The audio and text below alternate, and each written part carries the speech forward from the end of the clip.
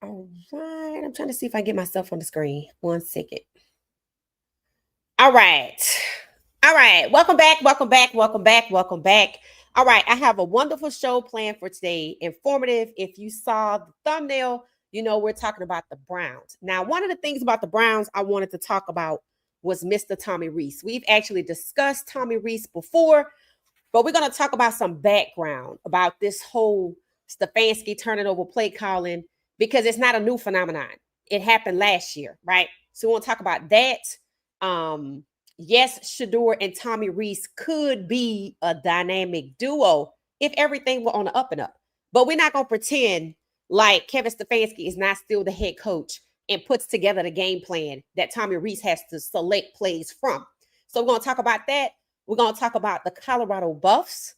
Y'all know Coach Prime officially named Julian Lewis the starter. We're going to talk about that. I actually put out a poll asking who's watching the game, and overwhelmingly people said they're watching the game, but there were about 20 to 30% that was like, nah, I'm out on it, right? We're watching the game. I will make I have to look and see what network is coming on, make sure I have access. If I have access, I'm going to go live and we're going to resume our live stream. Why? I support the players. I'm supporting Juju, right? Godly young man making his first career start. Whether or not I believe this is the fix is not what I'm using to determine if I'm watching the game. To be honest with you, I hope it worked. That's what I'm going to say. I hope it works. I have a snippet of Coach Prime's press conference today. We're going to take a listen to that and you can make your own assessment on what's going on. But I'm supporting Juju because he got to get out there. He got to start. I want to hear what y'all think about it. Of course, everybody's excited, and it does add a spark to the sinking ship because it was sinking, right? So it does kind of add something there. But again, at the end of the day, it needs to work. It needs to be the fix. It doesn't need to be a marketing solution. It doesn't need to be grasping at straws. It doesn't need to be to not hold certain people accountable.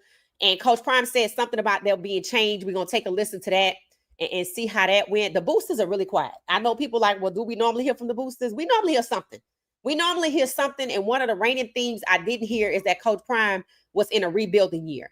Don't know why that was the case, because you think that would be the first thing they would say after retiring Shedeur and Travis's jerseys, right?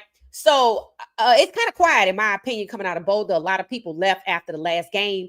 The point is you have to do something, right? But rather than just do anything, you need to do something constructive that's going to right the ship and going to lead them into the future. Yes, Julian can be the quarterback of the future, but who the hell is the offensive coordinator? And a lot of people with common sense are asking that question. And I think that's why 30% are still out, because they know at the end of the day, the play calling is problematic. We're going to listen to some podcasters got together and talked about what's going on at CU. And I'm just going to say this. I agree with the part where we on the same page, that the play calling is something ain't right there. It's outdated. It's repetitive. But there was some more they talked about. Then they went on to talk about the defense. I didn't know about that, right? Why? Because Colorado prioritized Rob Livingston over Coach Prime when it came to those contracts. And I know Coach Prime's contract is big and glitzy, but what do we see this year? We see universities buying out $50 million contracts with no losing record. They have winning records, right? So, nobody's safe. And I felt like when the first few people got fired, everybody was thinking about, this could happen to Coach Prime. And one of the things you don't see is the AD. You don't hear the narrative about, this is just a rebuilding year. We're going to do this next year. You don't hear that. It's almost like the boosters have made up their mind and they just sitting over there waiting for the last game or the Arizona State game. That they don't really care what's going on, because we prioritize Rob Livingston for a reason. So you can't ignore that, right? So we're going to talk about that. We're going to listen to what some people who are seemingly in the know, and there's some people saying that some players have maybe shared not some proprietary information, but that they reached out to some podcasters to ask, is this right? I mean, when you got players who are allegedly asking podcasters who they trust more than their own coaches, is this right? Might explain why the boosters are quiet. If y'all on the ground, anybody on the ground, anybody a booster, spill the tea in the comments. Let us know what you can let us know, because it's eerily quiet around there. And there's one person that is absent from the scene, and y'all know who it is. And y'all said it, that his contract ends in 2026. Okay, this is 2025. So why is he not out there? Why is he not present front and center like always? Again, I said it back then, giving Rob Livingston, prioritizing Rob Livingston's contract, number one, and making him the highest paid DC, number two, before you even get to Coach Prime and figure out what you're going to do there, was a sign that I don't think should be ignored. And it kind of explains what's going on, why Coach Prime is chasing Rob Livingston up the sideline. And it makes me think Rob Livingston isn't untouchable. So we're going to talk about the trade deadline, right? It came and went. It was a sputter. The players that got moved out of the Jets camp makes me scratch my head, because the Jets are getting ready to play the Browns. And you gut your defense. Quinnen Williams goes to the Cowboys, so that's an upgrade, right? And then Sauce Gardner gets an upgrade, and he goes to the Colts, who are on an upward trajectory. So they get released from what they call purgatory. Now, the wide receiver that everybody thought was going to Cleveland, they say he's untouchable. So they say he's still in purgatory. So apparently the Jets are supposed to be assembling draft capital, which is exactly what the Browns are doing. Now, the Browns still have the number one pick, a la Travis Hunter, trade number 2 pick to Jacksonville. But if they go to the playoffs, then that could change things. But as you can see, it don't look like they're going to the playoffs, which is another agenda that the Browns have that puts forth the theory we'd rather lose, because we keeping that number 1 pick, even though their guy isn't coming out. So let's talk about Kevin Stefanski turning over the reins. Okay, first and foremost, Kevin Stefanski has done this before, right? And last year, around week 8, Kevin Stefanski, after the game where Deshaun Watson tore his Achilles, it went down on the field. That's the game that Kevin Stefanski turned over the headset to then offensive coordinator Ken Dorsey, who's now with Kyle. He gone. So I'm going to show you what it looked like in 2024, and you're not going to see much difference. But yet and still, Kevin Stefanski, about week 8, turns over the headset. What are we, week 9? Week 10, because they had a bye in week 9. Same thing, right? After the week 8 game, they're going to bye for week 9. They're going to come back. It's the same thing. Same time period. So it's a stunt. So he turns over the headset week 8. Okay? Guess who got fired when they went 3-14? Ken Dorsey, the offensive coordinator, not Kevin Stefanski. So let me explain this, okay? Here we back at week 8. Now, this is right. If you notice, they have the bye week right here. Same time, right around week 9, week 10. So that means it was the Ravens game. Okay. And as you can see, Kevin Stefanski played who? Jameis Winston. Let's see. Jameis Winston. Okay. So Watson got hurt in the Bengals game. So there was Watson, Dorian Thompson-Robinson. That's 2 quarterbacks were playing in this game where Deshaun Watson goes down. Now, it's possible that DTR, who's no longer in the league, who I said they're going to try to Shedeur, they're going to do Shedeur like DTR. They must have put him in after Watson got hurt. Stefanski hands over the headset for the Ravens game, and then Winston becomes the guy going forward, and then they lose. Just like you can see it right here. Lose. He should have been fired. They beat the Jaguars, who probably was straight trash. They started off losing. They beat the Jaguars. The game probably was rigged, if you just want to be honest. And then lose. Deshaun gets hurt in this game. And how convenient, turns over the headset to the other guy, Ken Dorsey. He wins, and then they lose some more, and then Dorsey gets fired. So now let's talk about 2025. I'm gonna just leave this on the screen. 2025, we have a different offensive coordinator named Tommy Rees, who came from Alabama, and it was confirmed by some supporters of ours who are Roll Tide that it's facts that Tommy Rees was Jalen Milroe's offensive coordinator, and I double checked when they went to the SEC championship. I think the record was 12-2. So then Rees gets hired away to Cleveland to be the tight ends coach. So he comes from Alabama, becomes the tight end coach. They fire Ken Dorsey. They elevate Tommy Rees. So this year, Tommy Rees takes over after the guy who got scapegoated last year. Now, is it possible that Tommy Rees is about to be scapegoated? And here's why I say that, right? I mean, he probably won't get the hell out of Cleveland anyway, because obviously he thought it was a good idea to come from the college ranks to the NFL, and his way that he got in was through the Browns. And I know it's been painful, right? Since he's been there, they went, 3-14? And they on their way back, right? They've won 2 games. They've lost 6. They don't seem to be interested in winning because they got the number 1 pick. They don't want to go to the playoffs. And they didn't even plan for this in the draft. But there's something about Tommy Rees that makes me think they are about to Ken Dorsey him. What do I mean by that? Tommy Rees, I have a clip of it, and we talked about this. It's documented. Was the only coach, non-player, to come out and admit and be transparent that Shedeur Sanders back early in October was ready. I have a clip of it. Let's see if we could play a clip of what he said just as a reminder.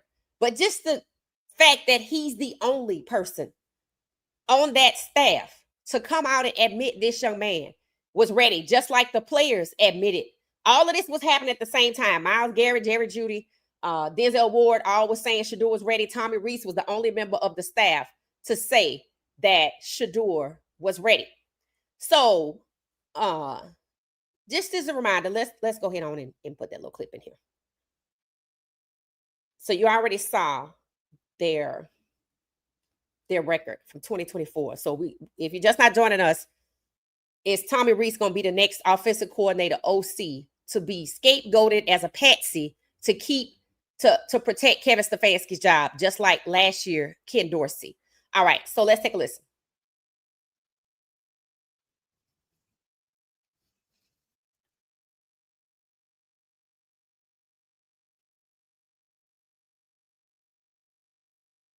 Oh, hold on. You can't see it.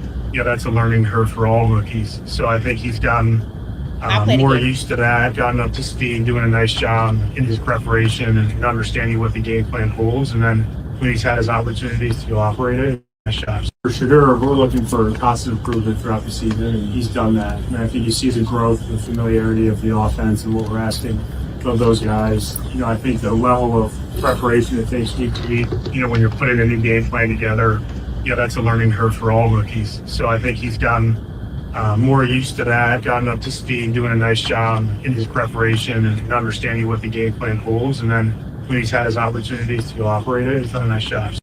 All right. So shout out to Tommy Rees, because I said this back then. He was one of the only staff members to be transparent about Shedeur when Kevin Stefanski refused to do so. So did this admission that the team refused to put out there, didn't want it to get out there, the players put it out there first, Tommy Rees comes out and confirms what the players say. Is this what's going to put him on the hot seat, just like Ken Dorsey? Because now he's going to be the one calling plays. And let's just be clear. Let's just be clear. Kevin Stefanski is still pulling the show. They just sending him out there to shield Kevin Stefanski because the goal is to lose.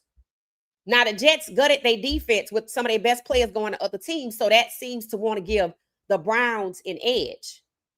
And if they're not interested in winning, why do I want an edge? Maybe I want to protect Dylan's trade value. Maybe I want to protect Dylan's trade value, right? And it just kind of seems to me that it's scripted. That at the same time, last year, Kevin Stefanski turns over the headset turns over the headset to Ken Dorsey, he gets fired.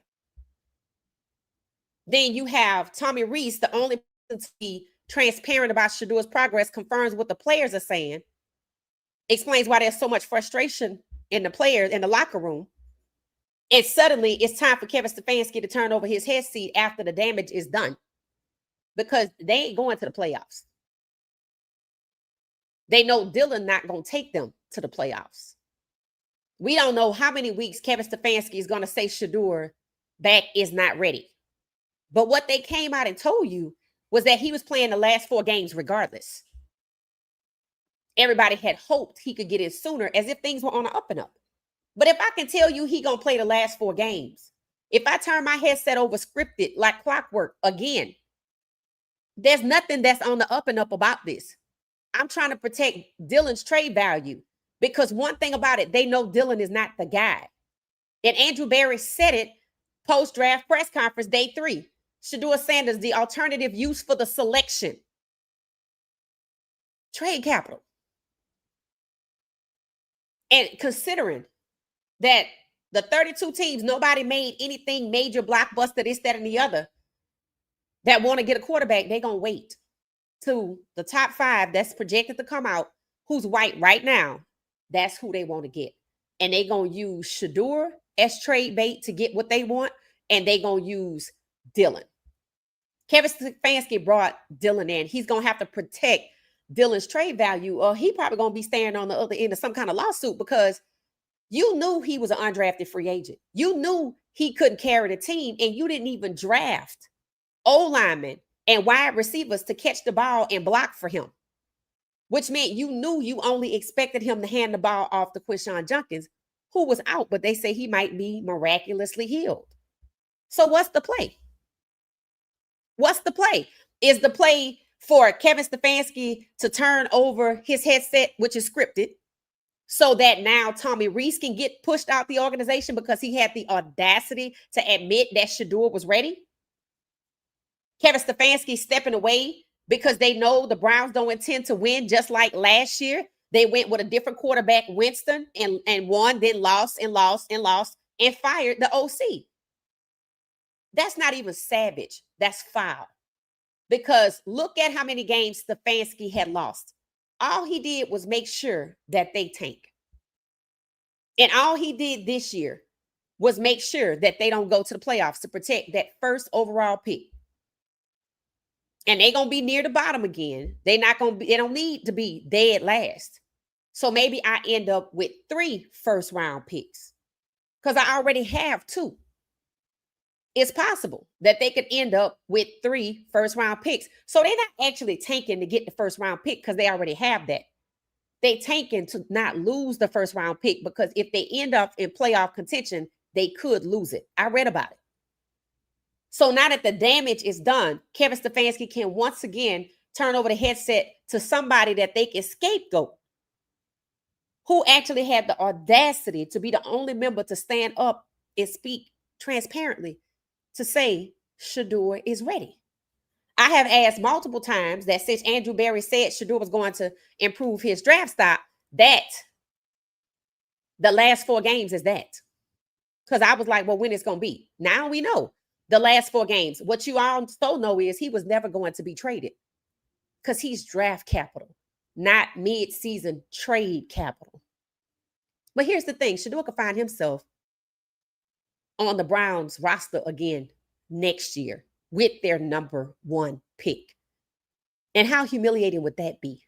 It's one thing to be out here backing up Dylan, knowing you have an opportunity to move forward, because he's not their franchise QB.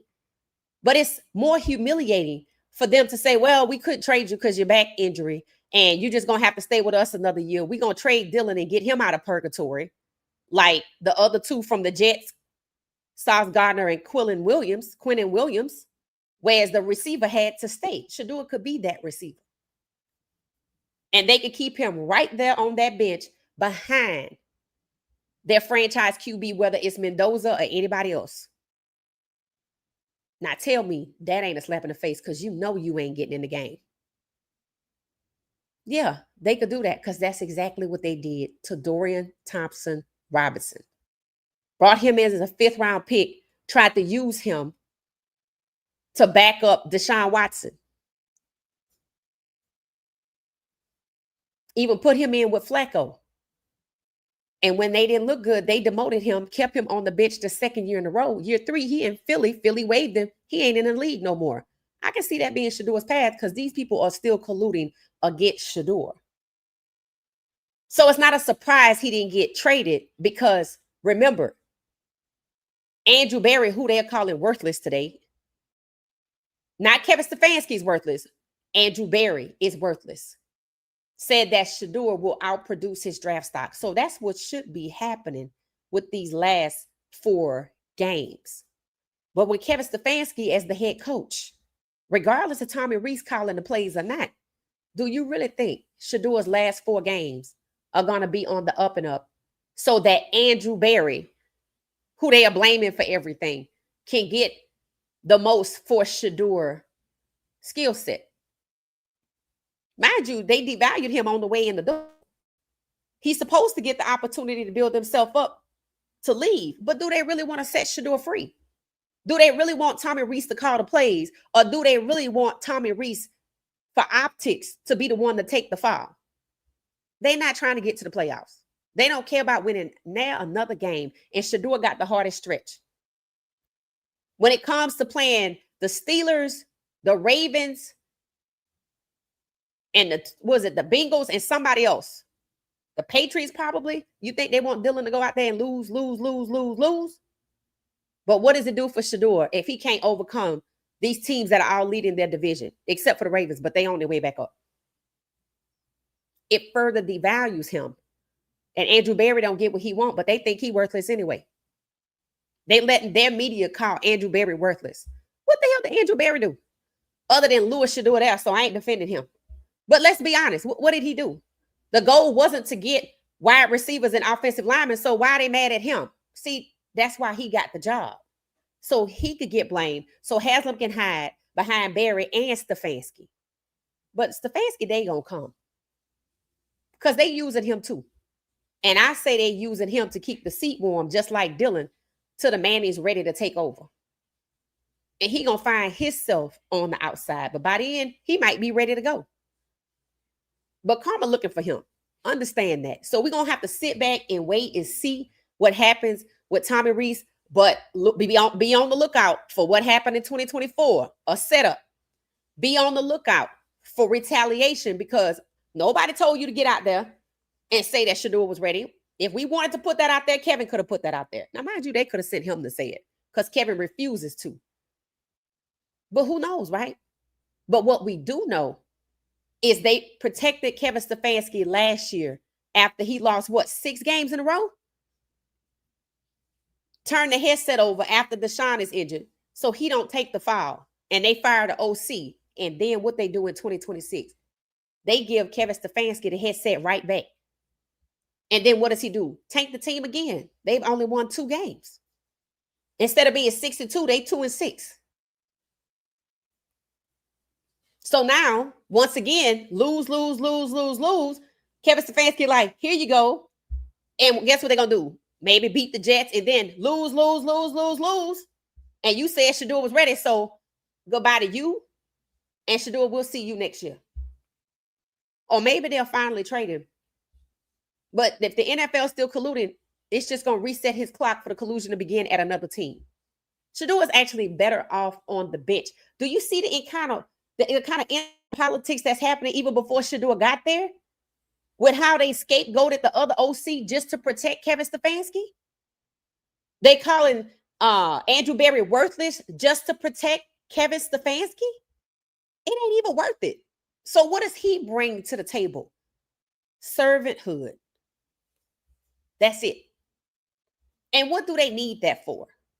Because Stefanski is the one that determines who really gets on the team and off, especially at QB position. And what QB they acquire, what happens to that quarterback's career. Baker Mayfield escaped.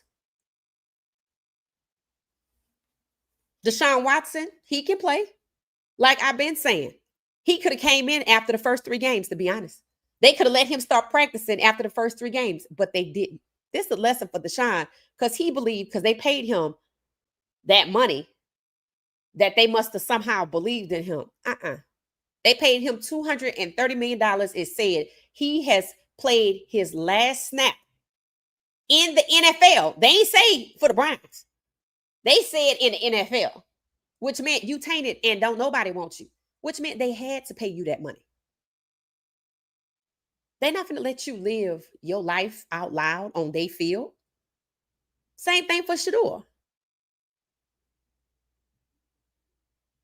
Now, what Shedeur got going for him is youth, and he can bounce to somewhere else. There's nothing that has transpired that will make these people, as of yet, stop colluding against him. And nobody should be confused about what's going on. And now that you throw Tommy Rees and Ken Dorsey into the mix in the script for Stefanski to shield himself, they planned all of this before it happened. They didn't want to win last year because it benefited them. They didn't want to win. They don't want to get to the playoffs this year.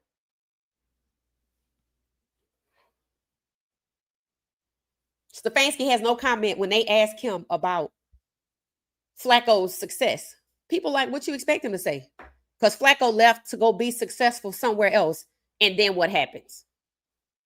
Suddenly, Stefanski taking Dylan out to eat with his fiance and his wife. With Dylan's fiance and Stefanski's wife, a nice little couple's out. And yeah, that's where he got the heads up. I'm going to turn this play calling over to Tommy Rees. But look, I got you. And he does. And he does. And I'm sure it has everything to do with the fact that he went to the Manning Passing Academy. So let's see if the Mannings have Stefanski when it's time. So let me know your thoughts about Tommy Rees. Is he being set up just like Ken Dorsey or used as a patsy to shield Stefanski so he can come in next year? Lose. Week 8, turn over the headset. It is dishonest, disingenuous, and bullshit that anybody in Cleveland who knows exactly what the hell I have said would sit up there and ponder why this is a good move. And it happened last year. And it was to get somebody fired. And it elevated Rees. So was Rees the chosen one to go out there and say these things about Shedeur? Or did he say these things and he's the chosen one to get the axe like Dorsey to shield Stefanski so Stefanski can come back and lose. Rinse and repeat. I guess we're going to have to see, huh? One thing about it, the Jets game is coming. And I'm not a betting person, but I say the Browns probably going to win this game because it's rigged. Because they gutted their defense with their best players before this game. Ken Dorsey won the first game after Stefanski turned over the headset. And then lose, and he got fired. Look for the Jets to lose. And if they try to lose and the Browns still can't win, I mean, Kevin Stefanski turned over the headset, so that's Tommy Rees' fault, right? Let's see if Tommy Rees can change quarterbacks. And whatever happens to Shedeur, it ain't going to be Stefanski's fault. They have set this up more than once, so they know it's foolproof. We shall see. So that's what's going on with the trade, with the Jets, the game that the Browns are getting ready to play. You understand that Stefanski, right on script, right on target, right on time, did the same thing last year, lost the OC his job. And now Rees, the only person on the staff that was transparent about Shedeur, is being set up to be the next kid. But let's see what happens. Let's see if Rees can have some autonomy and change quarterbacks, or if he being set up to lose, or if the game is rigged to win. So it ain't much for him to do. If they win, he can't put in Shedeur, whether he wants to or not, because you have no cause to take Dylan out the game. So they are actually controlling him by rigging the game. Stay tuned. All right, so let's move on to Colorado. All right, so I'm going to schedule the live stream. We're going to watch the game. I will tell you what it is that I am looking for. I am looking to see who the hell is calling the plays for the offense. I understand that we have changed quarterbacks in this SHIIIII better work. Why? Because I'm just as protective of Juju as I am of Caden, as I am of Shedeur, as I am of Ponder, who I don't even know, Colton Allen that never got to play, and even Staub, because I know that they was using him because they knew, like Dylan, he's not the guy.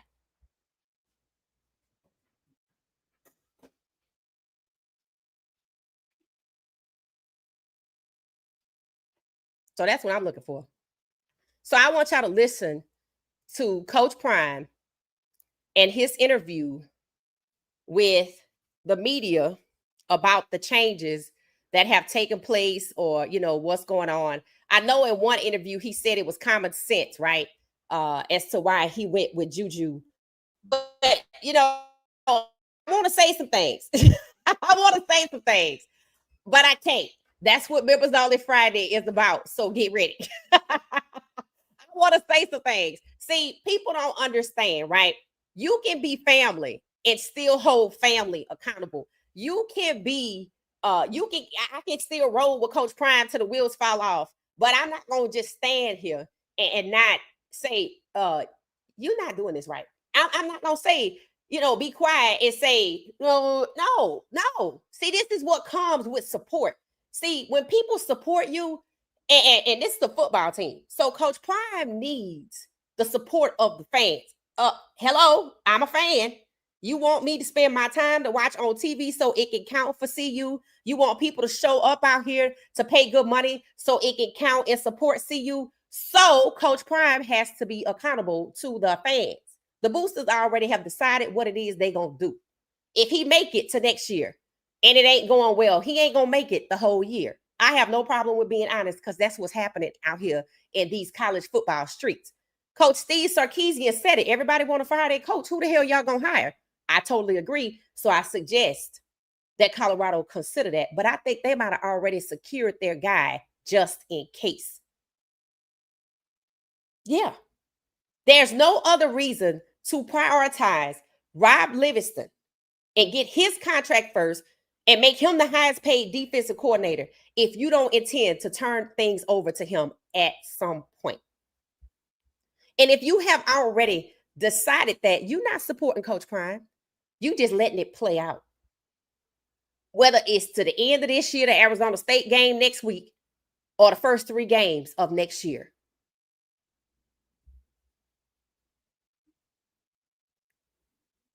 So let's take a listen to Coach Prime, and we're going to talk about his interview. Let me make sure y'all can see it.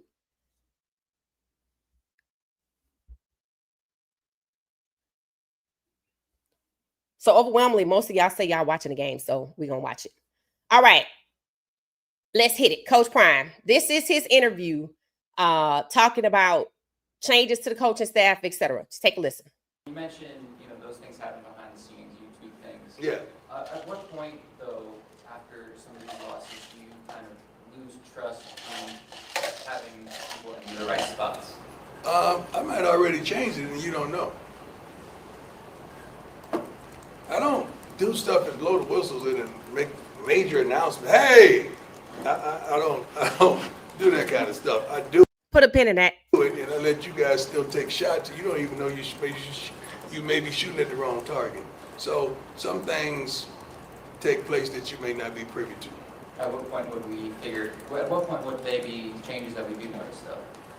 That's up to you to notice. They may have already happened. Put a pin in that. You mentioned, those things happen behind the scenes, YouTube things. Yeah. At what point, though, after some of these losses, do you kind of lose trust in having people in the right spots? I might already change it and you don't know. I don't do stuff and blow the whistles and make major announcements. Hey, I don't do that kind of stuff. I do it and I let you guys still take shots. You don't even know you may be shooting at the wrong target. So. All right. What is our complaint with Kevin Stefanski? He refuses to be transparent. Yeah. What's the sign of a good leader? When the ship is sinking, they are transparent. Transparency is old. When the ship starts sinking, it is your job as a leader to tell people what to expect, how you're going to right this ship, and how long it's going to take. Yeah, that's what leaders do. And see, here's my problem, right? And y'all let me know how y'all feel about it, because y'all might be like, nah, Nola girl, I don't agree with you, etc. I think he's fine for keeping it behind the scenes. Okay, you know, Michael Vick and Fran Brown made changes in the season, and people knew about it, so they knew what to expect, that the changes would produce better. That establishes trust, that we could trust you when things are wrong, that you're going to right the ship, keep us informed, and we're going to come out and support you through these changes. See, this type of, it's up to you to notice. Mind you, this, he talked to the media, but of course the media is sending this to us. We're going to see this. He knows this. And instead of just saying, you know what, we haven't been playing good football, you could say that in another context, but I meant in this context. Instead of just saying, you know, we've made changes behind the scenes, okay, you have to be accountable. This is a lack of accountability on yourself. And you can't, as a leader, you have to lead by example, and you're telling these kids to go out here and hold each other accountable, and that they should hold themselves accountable, and they should hold each other accountable. Who gonna hold the coaches accountable, and who gonna hold him accountable? The boosters. If it happened, don't say nothing, because this why right here. See, a lot of these people themselves are leaders in their own industry, in their own respective jobs, whether it's white collar, blue collar, or whatever. When you work for somebody, you have to be accountable. See, the problem is Coach Prime is used to being a star athlete in the NFL, and they ain't got no accountability over there. You can say stuff like this over there, because Kevin Stefanski do it every day. But this ain't Cleveland, despite the fact that it does mimic Cleveland just too much for my taste. You can't get away with this in a civilized society where these people gonna hold everybody else accountable, and they paying you $10 million a year. And mind you, you are black. You are the longest tenured black coach. You've been set up 3 years out of the 3 years you've been there. They done paid your defensive coordinator before they paid you, and paid him handsomely, and you come with this. So maybe you don't care if you get fired, but I think he does. This tells me he don't see it coming. This tells me he don't feel he got to be accountable to anybody, including the boosters, including us, including whoever paying them $10 million, including the fans at home and the fans at the game. That's the type of response this gives. This is an NFL response. This is a Kevin Stefanski response. Everybody ain't going for that bullshit that's happening in Cleveland. And I will say it again. That bullshit in Cleveland has no business in Colorado. We expect transparency. Because if you want me to spend the 4 hours to watch it, I'm going to need to know, did you or did you not make changes at the offensive coordinator position? And if you did not, why? And if you made change X and change Y was necessary, what the hell should we expect to be different if Pat Schumer is still calling the plays? Don't talk in riddles unless you are auditioning for the Cleveland Browns job, because it's the only place you can get away with that is the NFL. And I done told you, if you watch another sports, I swear it's so freeing. You ain't got to deal with this. I watch people 200 people jet ski. And then they went and did this and went and did that. It was just free. And it was just fun to watch. It was challenging. They did things. They challenged themselves, got out of their comfort zone. No, it wasn't a who won the game. It was just people out there living their best life, challenging themselves to get to the next level. But they were all trusting each other for the ones in the front, the guy, the 199 in the back. Accountability, trust, transparency. We stopping right here. We going this way. And I'm sure if you the kind of person that don't want to follow the rules, you just go off on your own, and it has happened. But don't say nothing when you stuck out there in 5,000 feet of water, surrounded by great white sharks, because the people that could guide the way, that were the experts, you didn't listen. And I know people are telling him that this ain't the way to do that. This is not the NFL. This is not the Cleveland Browns. You have to be accountable to the people paying you $10 million. And if they have already made up their mind, this is why, because they knew to expect this. Do I want him to get another year and get a fair shot? Absolutely. But you're not helping yourself. You're not helping yourself. You're not helping Anybody. And people want to point out that he's still getting recruits. Okay, I don't give a damn about none of these kids until they say, I'm coming to Colorado, and I still don't care till they show up and play the first game, because recruits out here decommit every day. That's just marketing. And I hope Juju is not being used as a marketing ploy to do what marketing does, excite people and distract you from what really needs to happen. And the fact that he would rather be defensive than just be transparent, don't nobody want to put up with this. This ain't the right move. It's not. It's not the right move when you work for someone else. It might be the right move in the NFL, but this is the real world. He's not in the NFL, and this ain't Cleveland. Only Stefanski can get away with that. That's because of Haslam is who he is. And honestly, I expected better. So like I said, I hope it worked. I hope it's not just marketed to get me excited, to blind me, to get me to the last 3 games so he can let Schumer go. Or maybe he can't let Schumer go. I don't know. I ain't convinced he can fire Doc or Rob Livingston. I'm not convinced he can fire him. I'm convinced Pat Schumer's contract can run out. But guess what? If Rob Livingston is still over there, that's a threat. And you better understand that's the threat. That's somebody breathing down your neck. That's us reminding you, you expendable. We already got our guy right here. You're not going to tell me there was a valid reason to prioritize Rob Livingston before Coach Prime and to give him the most money any defensive coordinator has had. What did they do that based on? They knew Travis was the Heisman winner. Did they not retire his jersey? All right, so they knew it was those kids. That's what they wanted to do. They wanted to secure their next head coach, potentially, so they don't have to sit up and worry about it. So when people paying you $10 million, they don't need to go figure out nothing. And when fans have to decide whether to spend 4 hours to show up or $400 to show up, they don't need to figure out nothing either. Because I could just stay home and go find, I can go watch some old people jet ski and the shit, go jet ski my damn self. It's short-sighted to make decisions this way.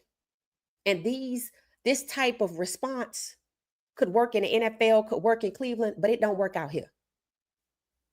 And I know it's a lot of boosters who don't like his attitude. And that's the same thing they try to use against Shedeur in the draft. This ain't making it better for nobody. And definitely not yourself. Because here's the thing, if you get fired, what's really going to happen to Juju? Because if you ask me, the only quarterback that anybody's been vocal about over there is Staub. And Juju and Staub are not the same people.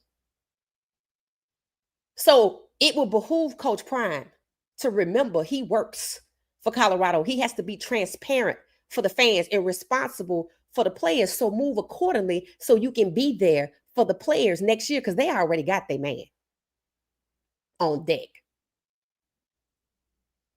So that's that. So here's what we getting ready to do. So when you're responding about this interview, let me know what you're talking about, because we got one more clip to look at. Now, this is, I don't even follow these people. These are 2 different podcasters I don't follow. They popped up in my feed. I saw people saying they didn't like one of the guys, that he full of it, this, that, and the other. You know what? I don't let people tell me who's who. I'm a listen. I'm a listen. So I listen. They talked about the offense and the defense. I listened to the offense. What I needed to hear, I didn't even need to have to listen for the defense. I ain't even worried about that. Why? Because they paid Rob Livingston. There ain't nothing you can do about that. But Pat Schumer need to get gone. So I want to hear what they said about the offense. So I'm going to share it with y'all. And I'm just going to be honest with you. I don't think he lying. And if he not lying, and some of y'all football experts that are our supporters, y'all going to be able to tell us what he's saying is not cap. Because that's what I said. I said, y'all might not like this guy, but he ain't lying. Because we've already said some of these things. He just took it a step further. So you tell me if what you getting ready to hear is cap or no cap. All right, let's go.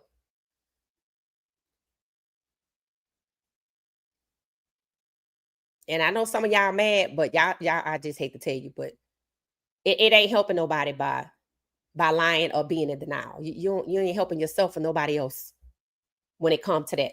All right, so here we go. All right, make sure you can see it on my screen. All right, here we go. Okay, so T-Cal of Buffed and Prime. Again, I don't follow either one of these guys, but I listened to this podcast and I commented, he ain't lying. So y'all take a listen and y'all tell me you might have a perspective that I don't have. All right. Out on film, we're not going to coach blocking. It's a mindset. Oh, fuck. I promise you. I from the other side. Travis was usually the deep over guy. There's no way you guys are preparing for a cover 14. All right, let's just take a listen from the beginning because I must have scooted up too far. Now, how are you doing, my man? Cannot thank you enough for joining the show. What's going on? Hey, let me just say this. Your show and our show, we get a lot of shit, but I think we keep it real. I can't thank you enough for joining, my man. Man, appreciate y'all. What we talking about? All right, so I'm obviously a little fired up. I really respect your tape breakdowns. You know what you're talking about. As a guy who considers myself pretty much a guru on the board, it's pretty hard to get my attention, and you've gotten it. Bro, what in the hell is going on in your professional opinion? So which side of the ball would we like to? Let's go offense first. So offense. Biggest problem is one, they never scheme for whatever opponents they're going to be facing. They never scheme for what opponents they're going to be facing. So they're playing that's true. So BYU, we know this. Then I know this for a fact as well. BYU, a player sent me their scouting report, and it had the number 2 coverage that BYU ran as cover 4. And the player said, "Does this look legit to you?" I said, "I've inserted every single pass down BYU's had this year. They ran cover 4 one time the entire year. They are mainly cover 2. I said, there's no way you guys are preparing for a cover 4 team. If you watch the tape, they're running flood, which is in sail, which is a cover 4 beater. They're not running post down the field. And if you remember that game, Salter missed Omarion Miller late. That was wide open on a post. That was the first time we ran a post that entire game with the slot. So they're not attacking teams. They're not scheming specifically for the teams that they're playing. I have said this about defense, but I have said this. Keep listening. Y'all know I have to talk through this. I can't just let it play. And each week I show what these teams are going to struggle at and how you beat them. Switch releases is something that's been available against every team they played that play man coverage. They don't do that. So that's a huge part of it, is the fact that I don't know if it's arrogance or incompetence, but they're saying we're going to run our plays no matter what. So Colorado is like, we going in here and this is what we going to do. This our playbook. We running these plays. It don't matter who the hell it is we playing. We don't even need to watch no film because we not scheming for the other team. We not looking at the other team to see how we can beat them. We just going to run out here and execute these plays. Okay. Please comment on your thoughts and make sure we know what your the context of your comment. Whoever we're going against. And you got some teams that can do that. For years, Bama could do that. It doesn't matter who, they're going to run their plays, but you're not Bama. You have to out scheme. There's no point in saying we have all these gold jackets, this NFL experience, if you don't use it. Like, what's the point of that if you're not going to scheme to beat the teams? Part of that scheme, they run 4 passing concepts. Flood, spacing, which is hitches with something to the flat, number 3 receiver. They run, they have this one deep play that they used with Travis all last year. They have 2 posts from one side and then a deep over from the other side. Travis was usually the deep over guy. They have their old hitches that they run. And now they just added a outs from both number 2s and then goes from both number 1. Like, they go through those repeatedly. Doesn't matter who they're playing, they're going to keep running those concepts. Now you heard that. Repeating the same concepts. They only have 4, and then they repeat them over and over and over and over and over and over. The defense knows what you're doing. And I don't know if you guys saw it. Did you guys see when they called 3 plays in a row? Oh, yeah. Oh, I sure did. So they ran 3 deep crossing routes with just 2 receivers. Nobody else went on a route. They ran it 3 times in a row. Now you heard that, right? What did we say? We said the offense is repetitive. So he's not lying about this. He's not lying at all. This is not cap. This is reality. Now think about that press conference you just saw and think about what this man is saying, which was said before that press conference. Just think about it. Backed up Max on the wrong side. Yep. Yeah, max protection. 3 Yep. times in a row, the exact same concept. So it's like they started the game with the screen right, 2 yards. Yeah. Screen left 2 yards. And I'm Told y'all they called 2 bubble screens at the beginning of the game. like, why are they throwing Sincere Brown a screen? So now Sincere Brown tunnel screen, he got busy at Campbell, but we've been seeing To say Campbell dog. Yeah, I believe it. well, yeah, that's a problem. You're running I screen. can't believe I just said that. You're All right, so that's as far as I made it. That's as far as I made it. I'm going to put this in the comments for y'all. It's a bookmark. I don't know if I could get it. Okay, just Google it because it's a bookmark. I don't know if y'all can get it because it's a bookmark to my page. All right, so let's talk. Y'all heard what it is. It said T-Cal, buffed and prime, and 0 to 60. Just Google it because if I put the link in the chat, it goes to my YouTube bookmark, and that's not gonna work for you.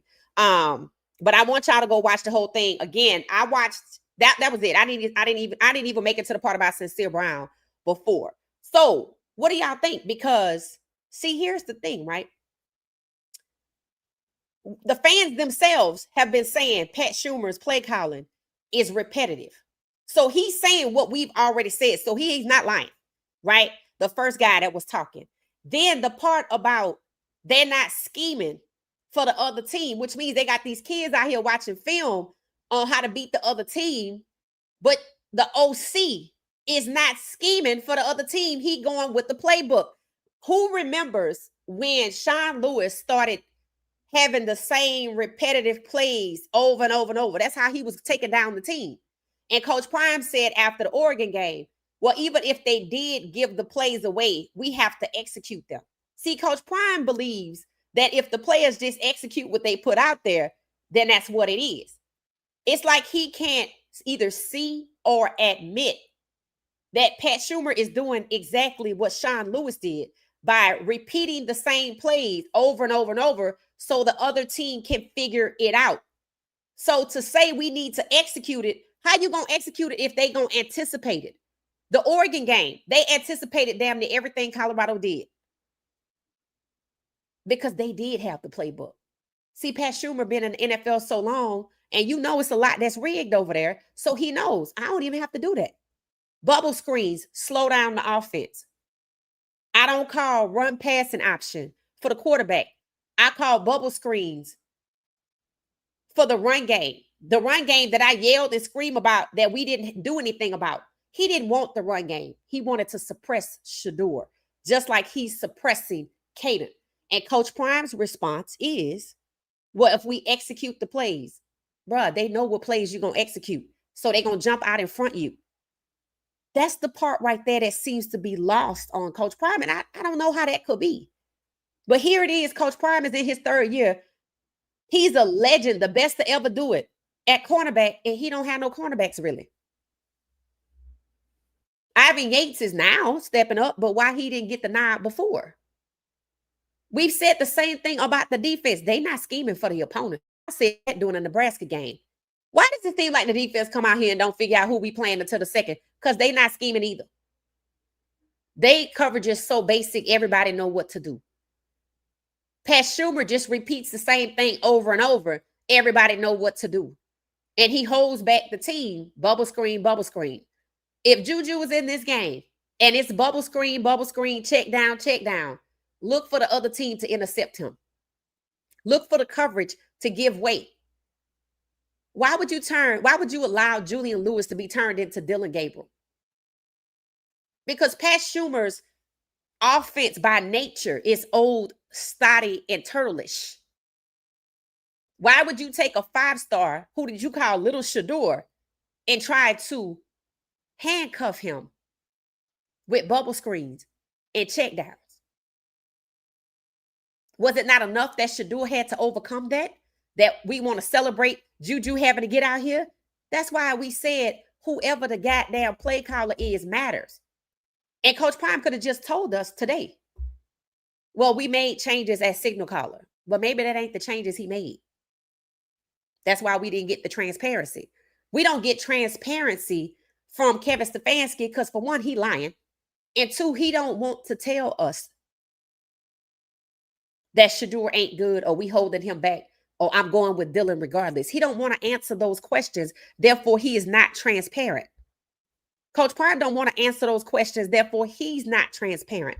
But to tell us it's up to us to figure it out, no, it ain't. And that's why 30% of the people I polled are not watching. I'm out here praying to God that Juju can overcome whatever the hell it is Pat Schumer is doing. But to expect him to overcome Pat Schumer is insanity. It's a lack of accountability. And again, I said I have so much more that I want to say. Members, see y'all Friday, 6 p.m. Eastern Standard Time. Let's get to these comments, because I'm curious to see what y'all are saying. Hey, Gail, how you doing? How you doing? How you doing? Hey, Gracie, welcome back. I already know she about to go in. Ha ha. Hey, how you doing? How you doing? How you doing? Hey, good food. Welcome back. Welcome back. Welcome back. It said what she said. Sports always go in. If they get some act right, she can chill. Get some act right. That's cute. I like that. Hey, Mac, how you doing? It said I still think start Caden, but still have Juju on deck. Right. Here's the thing. I don't have a problem with that, because they had Caden in the photo in the background, right? I don't have a problem with Caden being the one of the two, because the point is it should have never been stopped. See, that was my problem. And a lot of people want to overlook that that's what's happening. You want to take Juju and make him start. Why wasn't he QB2 last week when he probably maybe could have did something about it? But to jump him from QB3 because he walk out the door and put him in front of Caden, who have a 73 passer rating, and Pat Schumer calling the plays, and you heard what that guy said. They not scheming and they repetitive. How is Juju going to overcome that? He's literally going to have to be Shedeur. Remind you, Shedeur has a back injury from being sacked 32 times last year, 52 times the year before. That's 80-something times. And it's going to negatively affect his career. It already is. Shedeur liked the post that said, when we come back from the bye, Shedeur should be in the game. And what did Kevin Stefanski exploit? His back injury. I don't even think that ever had to happen, but that's a whole nother conversation. Definitely not one for public consumption. So let me see what else y'all saying. It said Caden got the legs. It's hard to sit that down. It said, but let Juju do work. Yep. They two different quarterbacks. They're two different quarterbacks. And the problem is Coach Prime, if I'm not mistaken, brought in Caden. So what do you say to that young man after you already went to him and said you committed to him, and he has a 73% passer rating? And the problem is Juju was going to walk out the door because he was QB3 behind stop. See, they don't want to talk about that. But that's the little switcheroo that has taken place. That shouldn't have never been the case. And I have a problem with that. Yeah, he was going to walk out the door. So you did what you got to do to keep him from walking out the door. But again, Caden got caught up in the bullcrap with his 73% passer rating. Shedeur's was 74% when he left CU. This shit better work. That's all I'm going to say. Hey, Amber, how you doing? How you doing? It says, so it seems he refuses to coach certain QBs. It said that's discriminatory and fireable. Who you talking about, Amber? Let me know. Let me know. Let me know. It says, salute. Hey, sis, chat. How you doing? Coming in, incoming.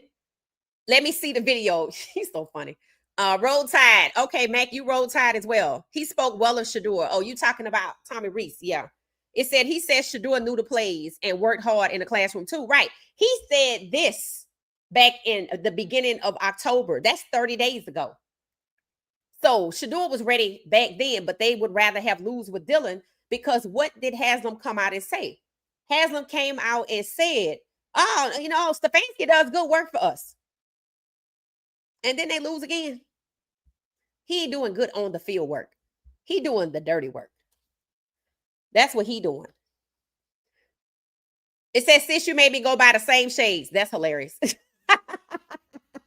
I was getting ready to get some blenders today. In fact, I probably am. Let me know which blenders y'all think I should get. They were having a sale, but then the sale went away. So I got to figure it out. Coach Prime got the Kingpin ones. I was like, okay, those are cute. Those are cute. Those are cute. And then they have the little ski looking ones. I'm like, okay, those are cute. Those are cute. So y'all let me know which blenders y'all think would look, let me know.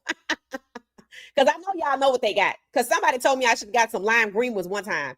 So y'all let me know. Thank you. Thank you. It says, Sis can't stand Kevin. I mean, what's that a stand? There's nothing to stand. It said Kevin needs to go. He's causing all kind of issues, right? And that's why they hired him. That's why he the lowest paid coach, one of the lowest paid coaches in the NFL, because he not doing no on the field work. He doing Haslam off the field work, keeping the team optics looking like he wanted to look, in the quarterback position. Select QBs are held down. Call that a play on word if you want to or not, but that's what it is. It said tell Prime to go after Tommy Rees for his OC. Ooh. When that was the opening, well, I got to see what happened with Tommy Rees first, because if he lose, like Ken Dorsey, he keep his job. He was in on it. They sent him out there to say those things. It said, I think Shedeur nursing his back is a sign that he's about to play. Let me say this. I hope he play. I want to see him play. I want it to be on the up and up, but I also want to make sure that they don't exploit that back injury by having him sacked 5 more times again when it's unnecessary, because you're just trying to hurt him or humiliate him. I want that to be over with. Or he's going to get hurt. Cam Ward has been sacked 38 times, and they just got to the halfway point. So 38 times 2. Shedeur is actually, it's a blessing in disguise. He's on the bench. I know people don't want to see it that way, but that's the reality, especially considering the vile behavior that takes place over there.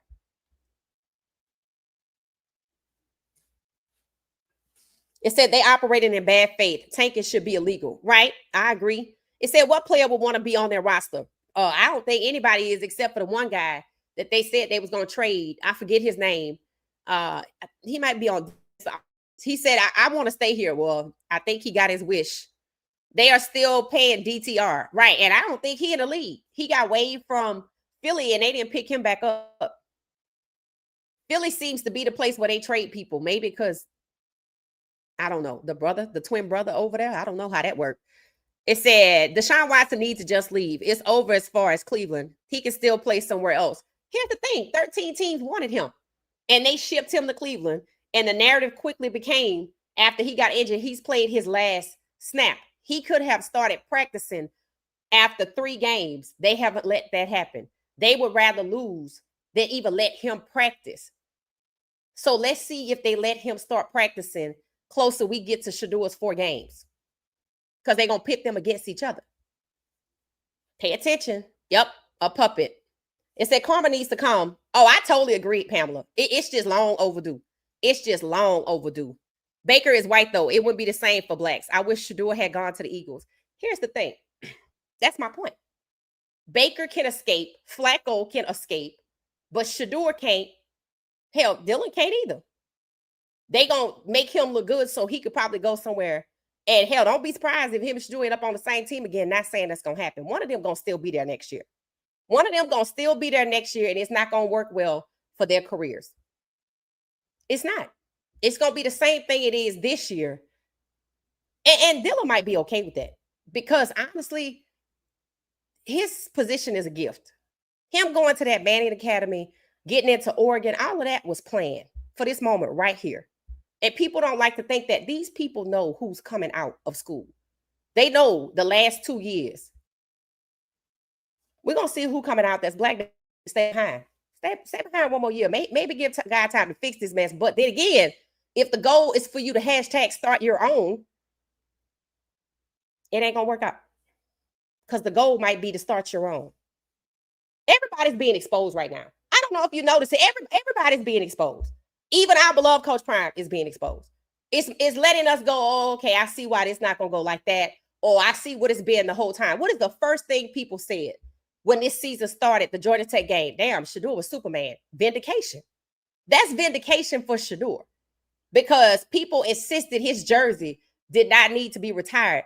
Not only did it need to be retired, it needed to be retired twice.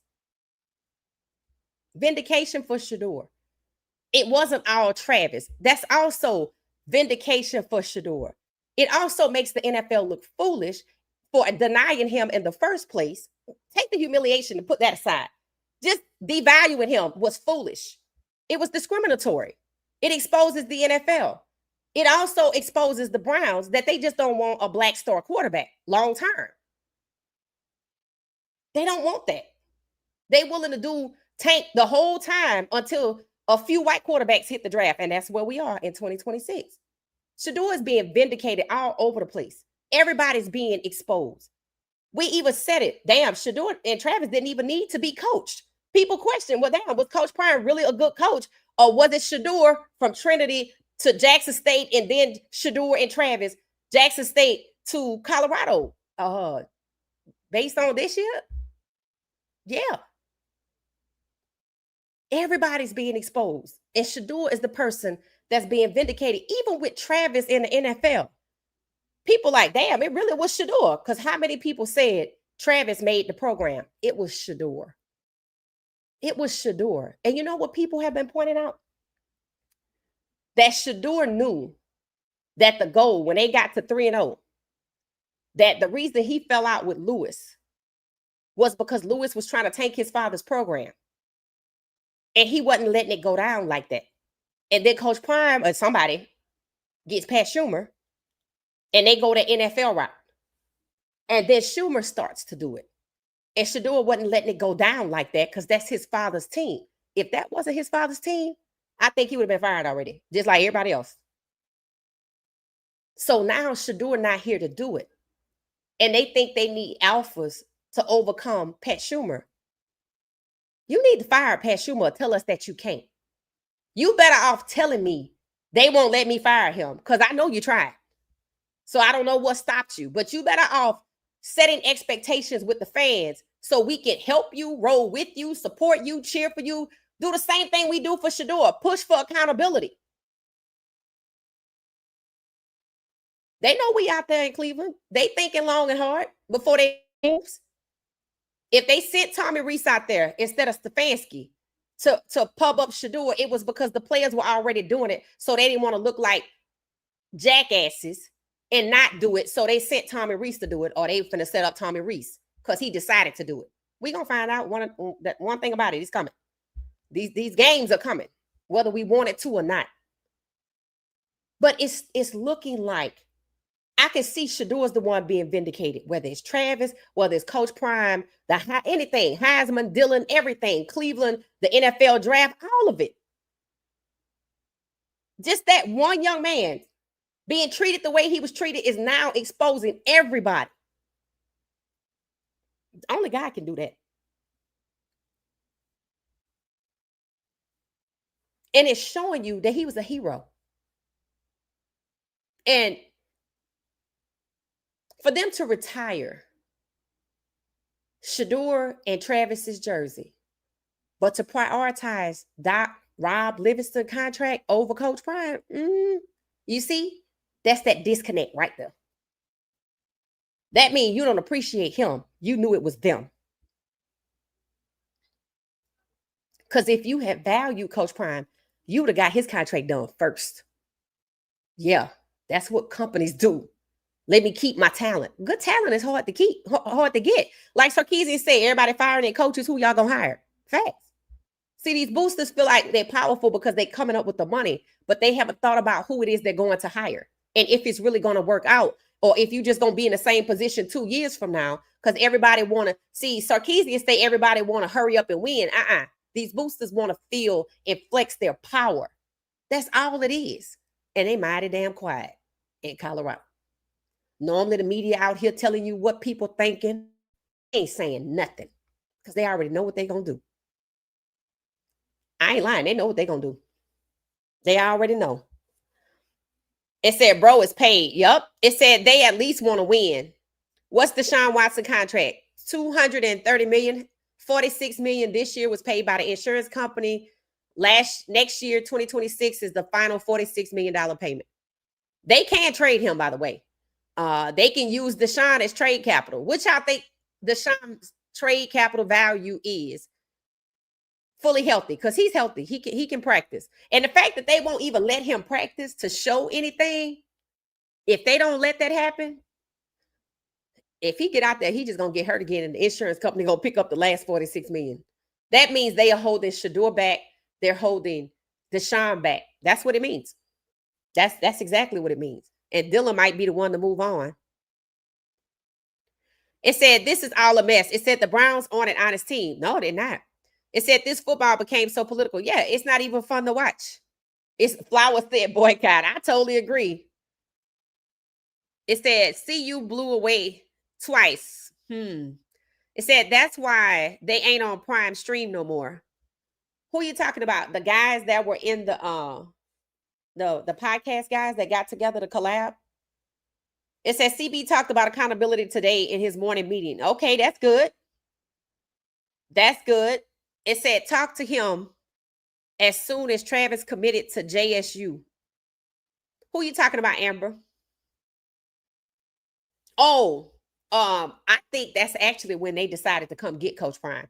After Coach Prime flipped Travis and other players were starting to commit from these bigger schools, decommit or not go, just go to Jackson State. I think they all decided to have a conversation amongst themselves and decided, you do it. And 3 years out of 3 years, he's been set up 3 years. And the media said he was going 6-6 last year with Shedeur and Travis and 6-6 without. How do you know that? Because that was a plan. Shedeur stopped it. Shedeur is the hero. While I believe they both needed that visit, Shedeur was rejuvenated. Coach Prime was reminded. Max said Prime too nice. It said my coach was throwing coolers at us after the loss. Okay, we ain't say he got to be. I'm not saying he got to be abusive. I'm not. It said, what is Prime doing? So now you hiding the coordinators? Yeah, I don't know. He said people got to figure it out. I know people don't like that. I know people didn't like that. I know, you got to help yourself sometime, right? What did I say? The first rule of surviving war. One, you got to know who the enemy is. The second rule is know where you are physically in the battle, where your feet are on the ground and everything that encompasses that, right? It's something the way he taught. It goes back to, well, y'all prioritize Doc, so the hell with you. But I know that he don't really feel like that because he got Juju and I got to do something with it. And the fact that last week Juju was walking out the door because he was third behind stop. Whose idea was that? And why would you be okay with that? See that right there? I'm telling you, that whole quarterback mess up debacle, somebody going to pay for that. Mark my words. Whether it's the tell-all book or not. And did you hear the guy say that somebody gave him their coverages and asked him, was this right or something like that? Because you got players that know it ain't right. And they know they can't trust you to answer the question or to make it right. So they went to some outsiders. Somebody gonna pay for all of this. But that quarterback debacle, mark my words. Mark my words. And I hope it ain't Juju that pay.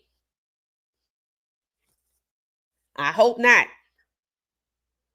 It said he would never have accepted that from JSU, but I digress. We already said he different. We already said, I said he was different when he first got there. I said, he real different with these kids. I said it. I said, he like a black dad with a belt at JSU. But you know what? Maybe that was better. That's why I said this whole CU thing, somebody called it an experiment. They said, okay, this CU experiment is over. I'm like, if they Herm Edwards, they came and got it to disrupt the HBCU progress. But shout out to, what's her name? Is it Mackenzie Scott? What's the lady name that donated all the money to HBCUs? Hold on one second, y'all.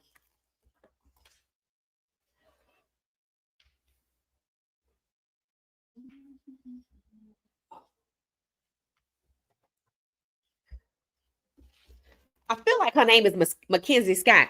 Shout out to her. Because she doing the Lord's work. All of the money they were trying to take for HBCU, she gave Howard $80 million.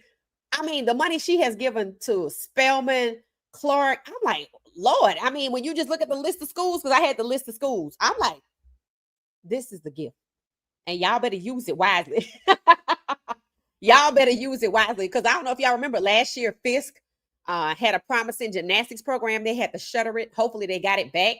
But that's what her contributions do. You know, it steps in where other people are trying to deplete the resources. The money she has donated is amazing, and to so many schools. And it's a large amount, double-digit millions, 30, 40, 50, 60, 70, 80 million dollars, not $10 million, like big money. And she don't have to do that. So I said every HBCU needs to find a building and name it after her. I don't care if she got a Mackenzie Scott building on every campus that she gave money to. That's what it need to be.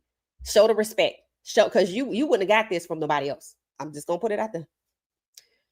It said, because ain't nobody staying up late to see. Oh, what time is the game, y'all? What time is the West Virginia game? Is this an early one? Somebody, if you look it up, or I can look it up right fast. I made the thumbnail, but I didn't put the time. Let's see what time it is. Colorado versus West Virginia game time. Let's see if it's early. Uh-oh, it's at noon. Y'all gonna be up? It's noon my time. It's 11 Central and on and so off and so on. When you get to California, was it 9 in the morning? This is an early game, guys. And what is it on? Let's see what it's on. It's an early game that starts at noon Eastern, and it's on Sling TV. I'll just get a day pass for it. And that's Saturday. Okay. All right. It said he just can't say blame me. Like, bro, it said like, bruh, do you think we are stupid? How are you taking accountability by saying that? What exactly are we blaming on you? Who's doing the offensive play calling? Stop playing. That's all people want to know. That's all people want to know. And if that's all people want to know, you should be able to provide that. It's not like people are asking who coaching the wide receivers. Nobody's blaming the wide receivers. I don't think anybody's blaming the wide receivers. I don't think anybody's blaming the running backs. All blaming is quarterbacks and Caden. And moving Juju up from behind Staub, but not addressing that BS right there in the first place. When that's why the kid was gonna leave. You see, nobody won't talk about that. And then when you put that with what the collaborators said on the podcast, that they don't scheme. See, that's a problem. Shedeur wasn't finna be with that. Shedeur watched film. Everybody know. What did y'all see Shedeur with on the airplane? The first thing I noticed, he had a football. Then he gets off the plane, throwing the football in the air. Again, he's exposing. The NFL just don't want to be great with black players. This kid, God is using him to expose everybody all at one time. Only God can do that. That's what it means when it says God ways are higher. One person is exposing every single thing. And now we know he was the damn hero all the way through. And look at how he got treated. That's some ugly mess right there. I'm definitely not staying up for a late game on Friday if only 3 people watch film out of 70 players. Who said only 3 people watching film? Oh, that's terrible. I thought Coach Prime had some kind of tracker that tells you how much film they watched and they had to sign this and that and the other. It said, yeah, he been watching too much Browns. Yeah, to not be transparent. It said, rumor is Juju leaving. Yeah, because I'm going to tell you something. If this don't work out, it's a lot of people leaving. If this don't work out, it's a lot of people leaving because it's just marketing. Because you didn't carefully think this through if Pat Schumer is still calling the plays. And I would think if Pat Schumer wasn't calling the plays, he could just tell us that. I'm like, if you made a change at some arbitrary position that don't have nothing to do with Pat Schumer calling the plays and he get Juju hurt or make him look bad because he ain't Staub, because Staub is his boy, just like Dylan is Stefanski's. They got their picks. And you know why? If you didn't address that, it ain't gonna be pretty. I ain't gonna care who going there. It said, I'm just tired of Cleveland. It said, they aren't even my team anyway. Yeah, you a Shedeurian. somebody on somebody said, I'm so-and-so and I'm a Shedeur. And I was like, there we go. There we go. But I don't know who it was or what they was talking about, but I noticed she used the term Shedurians. I mean, that's just what we are, right? We're Shedeur Sanders fans. You know, we're now finding out that this kid was holding down the program. He didn't need to be coached. Hell, looked like Travis didn't need to be coached. But we even see at CU, he needed Travis on the other side of the ball. That's why Juju can't get it done by himself. That's why if Pat Schumer, the play calling is poor, right? Then what's going to happen on the defensive side? See, when they won that game against Iowa State, they weren't supposed to win that game. They didn't expect the defense to step up the way they did. That was the offense, and the defense had to get it done together. That's what Travis and Shedeur and the rest of the elite receivers used to do. They don't have that. I wouldn't say they don't have no alphas. They got young people who are not used to dealing with internal politics. And if a few of them got together and went to some outside experts to ask, is this right? Then, hey, you can't hate them kids for that because they don't think they can get the truth from within. And that portal going to be full in January. The only people who are going to stay or feel like they don't have no options or they still believe in something. I don't know.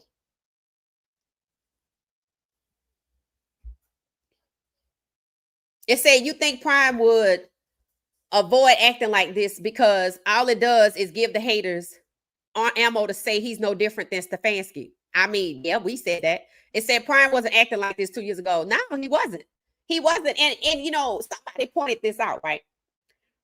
Addition from the fact that he apparently could not bring his own OC and DC. People were pulling out the records of the two guys that did come. So the conversation is being had. And now they're saying, apparently, based on what's going on today, the other OC and DC should have not been fired. That they were good at their respective schools before they came to CU. Then they went on to other schools to be successful. And I'm like, I'm going to stop you right there. They was fired, especially that Lewis one. He thought he was going to end up with the job. He thought if he took down Coach Prime, they were going to go on the field and Herm Edwards Coach Prime and give him the reins. But it didn't happen, did it? But it looked like we right back at a position. We get ready to play ASU where they Herm Edwards. And you don't see the AD guy. If Coach Prime done figured out somewhere else for Juju to go and just ain't telling us. You know, a lot of people like, he don't tell y'all what he thinking. I'm like, he better tell somebody. I'm like, he better tell somebody because you want the fans to show up. You want the boosters to make sure that you still get that check and not the one big check. And I know that they would love to deny him the opportunity and ruin his career and to move foolishly and think you don't have to be no different. That ain't God. Because God will tell you to do things at night so don't nobody else get in the way. So if he say, I don't have to tell you, I don't know if that's true. You need fans to show up at a football game. Fans seem to make the difference that Staub could run out there and play a full game by himself for U of H. Why do you think Juju hit the door? He didn't get that opportunity, and he should have. Coach Prime said Juju was the two, and it still went to Staub, which told Juju and his parents, you ain't in control. And now people are asking, okay, so Juju is the quarterback, but what about the play calling and the coaching and all that? People say he need to fire his friends. That could be true, but I don't think nobody need to go other than right now. Well, hell, probably the OC and the DC need to go, but the OC need to go for sure. And he should have been gone after that U of H disaster. That should have been the last straw. And to be honest with you, it should have happened after Georgia Tech because he gift wrapped that for Brent Key, and Brent Key know it. They all know each other. They in each other's phones high-fiving.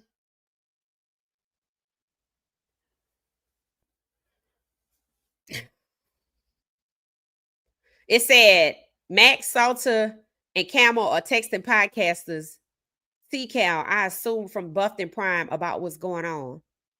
Oh, yeah, I don't know. But he said one of the players came to him. It said you would think CP would be more protective of Juju with the way Cleveland doing Shedeur. Hell, I said that about Caden. I said the same thing. I'm like, you do know that what's happening to Caden is what they doing to. That's why I'm like, is this some kind of blindness? Because this is the biggest joke that they high-fiving behind the scenes. This is the biggest joke. That Stefanski taking down the son and Schumer taking down the father. And people say something about his friends. I'm like, Schumer ain't his friend. I don't know who told him that. Why it is he protected Schumer is beyond me. Because he is. And if he made changes at the DC or one of them defensive low-level coaches and not the DC that got all that money and the OC who's supposed to be out the door in 3 games, why would you let Pat Schumer call plays with 3 games left if he already dragging the team down? If you're going to change Juju, you need to change the OC. And with your ship sinking, you need to tell your fans what to expect. That's what leaders do. You can't call for leadership and not lead by example. These kids running out here asking other experts, they don't trust who's in front of them. That's going to be a problem. That's going to be a problem. It said prime hype is done. And poor Shedeur had to carry the father's sin. That's what people said happened in the draft. That's what people are saying happened in the draft. It said bro played for CU. Oh, he actually played for Colorado? Okay, all right. I follow TKL. Okay, so what does that mean? So for the guys that know him, that follow him, what he said, that CU isn't scheming, right?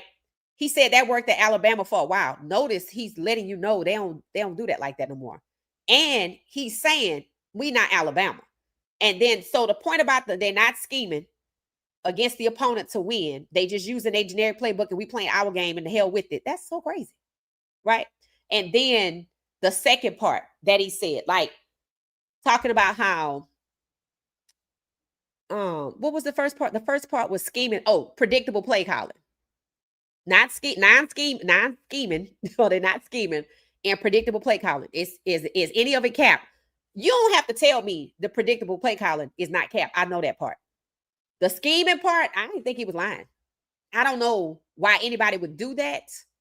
I don't know why Coach Prime would align with that. See, the whole problem I have with all of this, the whole problem I have with every last bit of it is Shedeur had to struggle through this.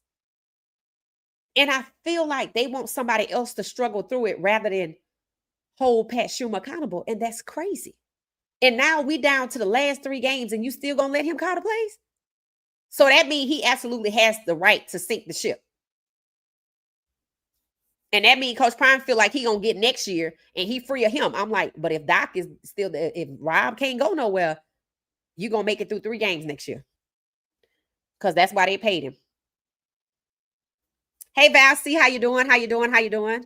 It said this is damaging info. I mean, I don't know if it's damaging. I just think that most people like myself can get half of it. Meaning, oh, I knew that they play caller was predictable. Now, whether I knew they call the same play 3 times in a row and what it was called, no. But I knew they would play calling was predictable, and they started the game with bubble screens, and that was to slow the team down. And I said it, once they got to 17-0, that's when they allowed Caden to get off the leash. See, these people screwing Caden over. I'm just going to tell you that right now. They're going to pay for that. They're going to pay for that. That kid got a 73% passer rating. Shedeur had a 74. And it should tell you that they scored him over because Juju was finna walk and he was behind Ryan Staub. All you had to do was make Juju the QB2. You moving Caden out the way and saying it's common sense, so you didn't have no common sense before. He's saying it's common sense to make the switch. The switch should have been Juju comes up to QB2. Pat Schumer goes away. Caden is the starter. Things go awry. Juju is the 2. That was the proper change. Let's see if that's what happened. He said we should be able to see it. I didn't really care for that answer, but you know, it's gonna be some people that defend it. He don't have to tell nobody nothing. I'm like, if you want them to show up and spend $400, you do, because they tickets ain't cheap. And people got to travel there, whether it's gas or Tesla charging or whatever it is. And all their fans are not right there in Colorado. And this is time. I could actually be at the nail salon finally, because the purple on my nail is finally going out at noon, getting my nails done.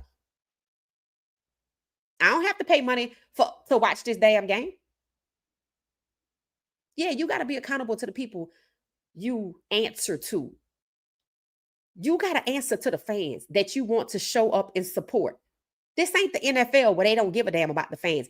And even Jerry Jones had to walk back his little raggedy statement. Remember Jerry Jones said, I'm on the phone talking to you about $100 million in the dirt. I'm paraphrasing. Rather about Dallas's defense. Guess what he said today? And I'm going to paraphrase. He said, yeah, I made some mistakes. I do care, about the defense, and I'm going to fix it. I'm like, oh, that's what you call accountability. People didn't like that. People, see, these people on that NFL level think that, oh, if we build it, they'll come. If we put it out there, TV, they're going to watch it. When they heard him say that, they were like, excuse me? Oh, so you really don't care. Like Dez Bryant say how many years ago? Like the other kid that left and went to Seattle said, I'm glad I'm leaving because they ain't trying to win no Super Bowl over here. And then Michael Parsons got mad at him. And I said, Michael, did you get your contract yet? And did not. And got shipped out after he made that very arrogant statement. And don't forget, he flipped off some fans at the game. He getting beside himself. Yeah, that $100 million quest got him blindsided. Or was it $100 billion? I don't even know what it was. But the point is, he had the audacity to say out loud, I don't care about the Dallas defense. That's why I'm talking to you. Now he care about it. I'm like, oh, them season tickets must have started getting canceled because that's all he care about is selling season tickets. He don't care about the people that straggle in and out. It's the season ticket holders. And they apparently didn't like what he had to say. So now he done walked that back. Yeah, I've made some mistakes. I do care about the defense. I'm going to fix it.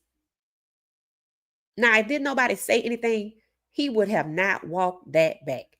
It's proof positive that even with the richest sports franchise owner in the world, he has to be accountable to the fans. You think the media cared he said that? They ain't even say nothing about it. They just put it out there and let people like me say, oh, okay. And what did I say today? I guess them season tickets do matter, huh? The Browns fans have the same leverage and just scared to use it.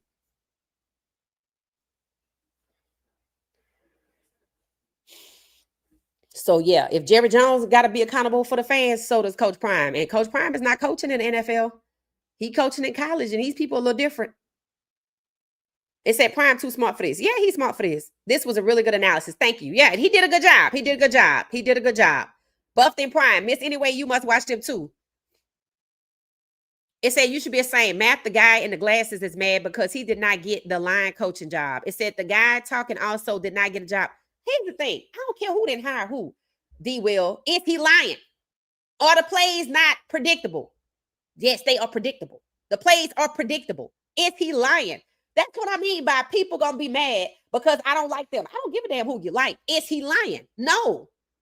They obviously ain't scheming for nobody if they running the same plays every game and every opponent knows it. He's not lying. Whether he's lying about that a kid came to him, I don't know. And it don't matter. That part don't really matter to me. That's for Coach Prime to be worried about, that people running out here to experts because they can't trust what's going on inside. That's just further proof that internal politics is rife within that damn program. And that's on Coach Prime to contain. That's on him to establish trust with his players that they can trust what the hell he calling. And if he don't, I'm sorry, not that he's calling, that the coordinators are calling. Understand, if they went to somebody else about the plays, they don't trust the coordinators.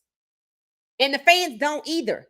The fans finally made it to see it's not just Pat Schumer. And what did Coach Prime say in his press conference? Y'all might be shooting the target at the wrong person. Yeah, okay. I don't know who you protecting.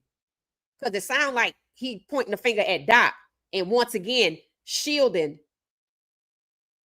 Juju is not Shedeur. We might call him Lil Shedeur because he's standing in the pocket. But if they don't cover for him, he's going to be Shedeur with a back injury. He's not a mobile quarterback like that. He going to get there, though. This is what people don't understand. Staub got quietly moved out of the way when he should have never been there in the first place, which tells me he's allowing Pat Schumer to make the game plan. He aligns with what Pat Schumer is doing. They blaming Caden once again. They pushed up Staub in front of Juju. Coach Prime allowed it. Juju was going to walk. Now Juju is QB1 in front of Caden when he should be QB2 behind Caden with a different OC. That's why he's not being transparent. Because he's not saying or doing what people expect to win. he's still going along with Schumer. And if he's saying y'all might be taking shots at the wrong person, he's saying what he said before after the Georgia Tech game. Y'all worried about the offensive coordinator, but the defense doing X, Y, and Z. The fact that he think that his only problem is the defensive coordinator is tragic. If he can't even see that the relationship between Stefanski and Pat Schumer is what's taking his program down and his sons down simultaneously, is willful ignorance or is denial? I don't know. But to be siding with Pat Schumer, that's how Staub got the QB2 last week, and that's why he quietly moved out the way. Because he don't want to tell us that wasn't his idea. And if it was, that's why Juju was walking. This shit better work. That's all I'm saying. It better work. It better work. And I might be watching to see if it works. It said y'all gonna take up for anything that happens. Yeah, some people do. T-Cal is the truth. Buffed and Prime. Okay. He seems like he know what he's talking about to me, because I agreed with what he said. He just confirmed the part about the repetitiveness. The scheming, I don't doubt it, because we do the same thing every game. So how are you scheming for this opponent, that opponent, and this opponent? The only new information, to be honest with you, is them kids coming to him. That's the new part for me, because I didn't even know that was happening. But now that I do, I understand. Coach Prime's press conference today, the lack of transparency tells you why. I saw his clip today when they were in the meeting, and he said the players got to hold themselves accountable and each other accountable. I was waiting for the page to come up to where the coaches, or I'm sorry, screw the coaches, the coordinators got to be held accountable. Why are the coordinators untouchable? If the coordinators are untouchable and they leave you out here to dry, they're going to fire you. The writing is on the wall. And I suggest, instead of putting Juju out here so he hurt himself, that maybe he get out here to audition and get somebody to call the plays so he can look good, like they made Style propped up look good, so to another school. Because him with a 53% passer rating ain't going to help him. They ready to pounce on him too.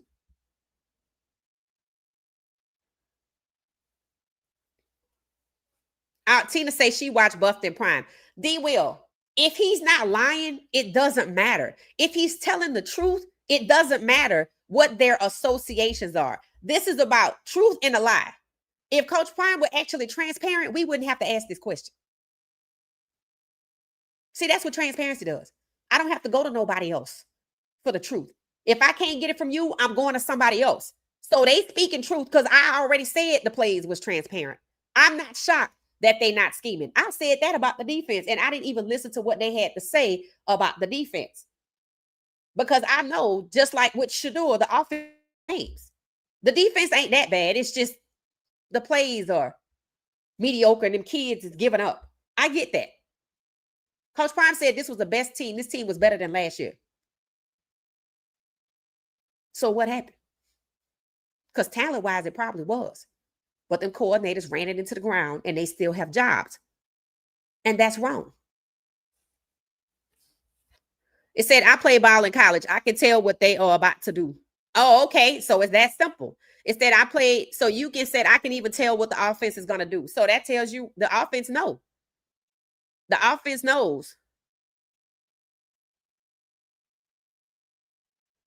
It said, that's what I've been thinking these past few games. Does coach know what's wrong, or does he care? People think he don't care. I think better of the man to say that. I don't think it's because he don't care. I just see, and I asked y'all this the other day, what the hell is he protecting? I asked y'all, is because see, here's the thing. We talk about the connection, and I put a video out about it. The connection between Schumer and Stefanski. They don't talk about that, but that don't mean it's not discussed behind the scenes. He moves like he understands that there's a connection, but it's irrelevant. He moves like he knows Stefanski doing Shedeur dirty and Schumer doing him dirty, but he portrays like that ain't the reality. Like consciously I know, but y'all don't know. Yeah, we do. Everybody do. Anybody in the football world that knows Stefanski and Schumer knows that Stefanski worked for Schumer. I have said it, I don't know how many times early on. Why does Colorado look like Cleveland?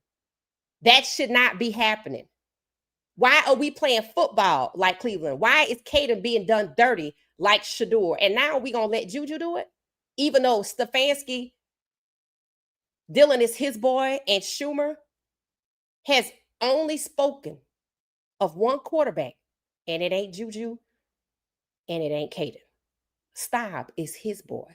So is Schumer, if he's allowed to still call the plays, is it going to be on the up and up for Juju? Like it's going to be on the up and up for Shedeur with Tommy Rees? Because see, Kevin Stefanski is the head coach, which is why I say Coach Prime could do something about this. Coach Prime don't have to agree with Pat Schumer. Why the hell would you? His record alone says he trash. You brought Leftwich in for a reason. You wanted to elevate Brett Bertolone to offensive pass coordinator for a reason. So why would you allow Schumer to run the game plan and you go along with it to screw over Caden and Juju? But when Juju want to walk, then I'm going to fix it. But you don't fix it. You don't put Juju in the QB2 and run with Caden and move Schumer out the way. It's like you just toss it up in the air and it was like, I don't want Juju to leave. So that means you think you're going to be there next year. I ain't so sure about that. If so, you're going to be there for 3 games. Not with these kind of answers in press conferences. Because see, here's the thing about the media. Just like the media is tied into the NFL, these media people that come up there, regardless of who the coach is, they tied into that school. And you talking to them like that? You telling them they got to figure it out? Okay. That means you don't understand how this works. You don't understand that these people can make your life hell, which could cause problems for these kids. See, you should want to conduct yourself in a certain manner just so the kids don't have to find somewhere else to go. So Juju don't get caught up in no mess. Because I know these reporters are tied in with these schools, and you can't possibly think this school feel that way about you when they prioritize Rob Livingston. Did they let you fire him?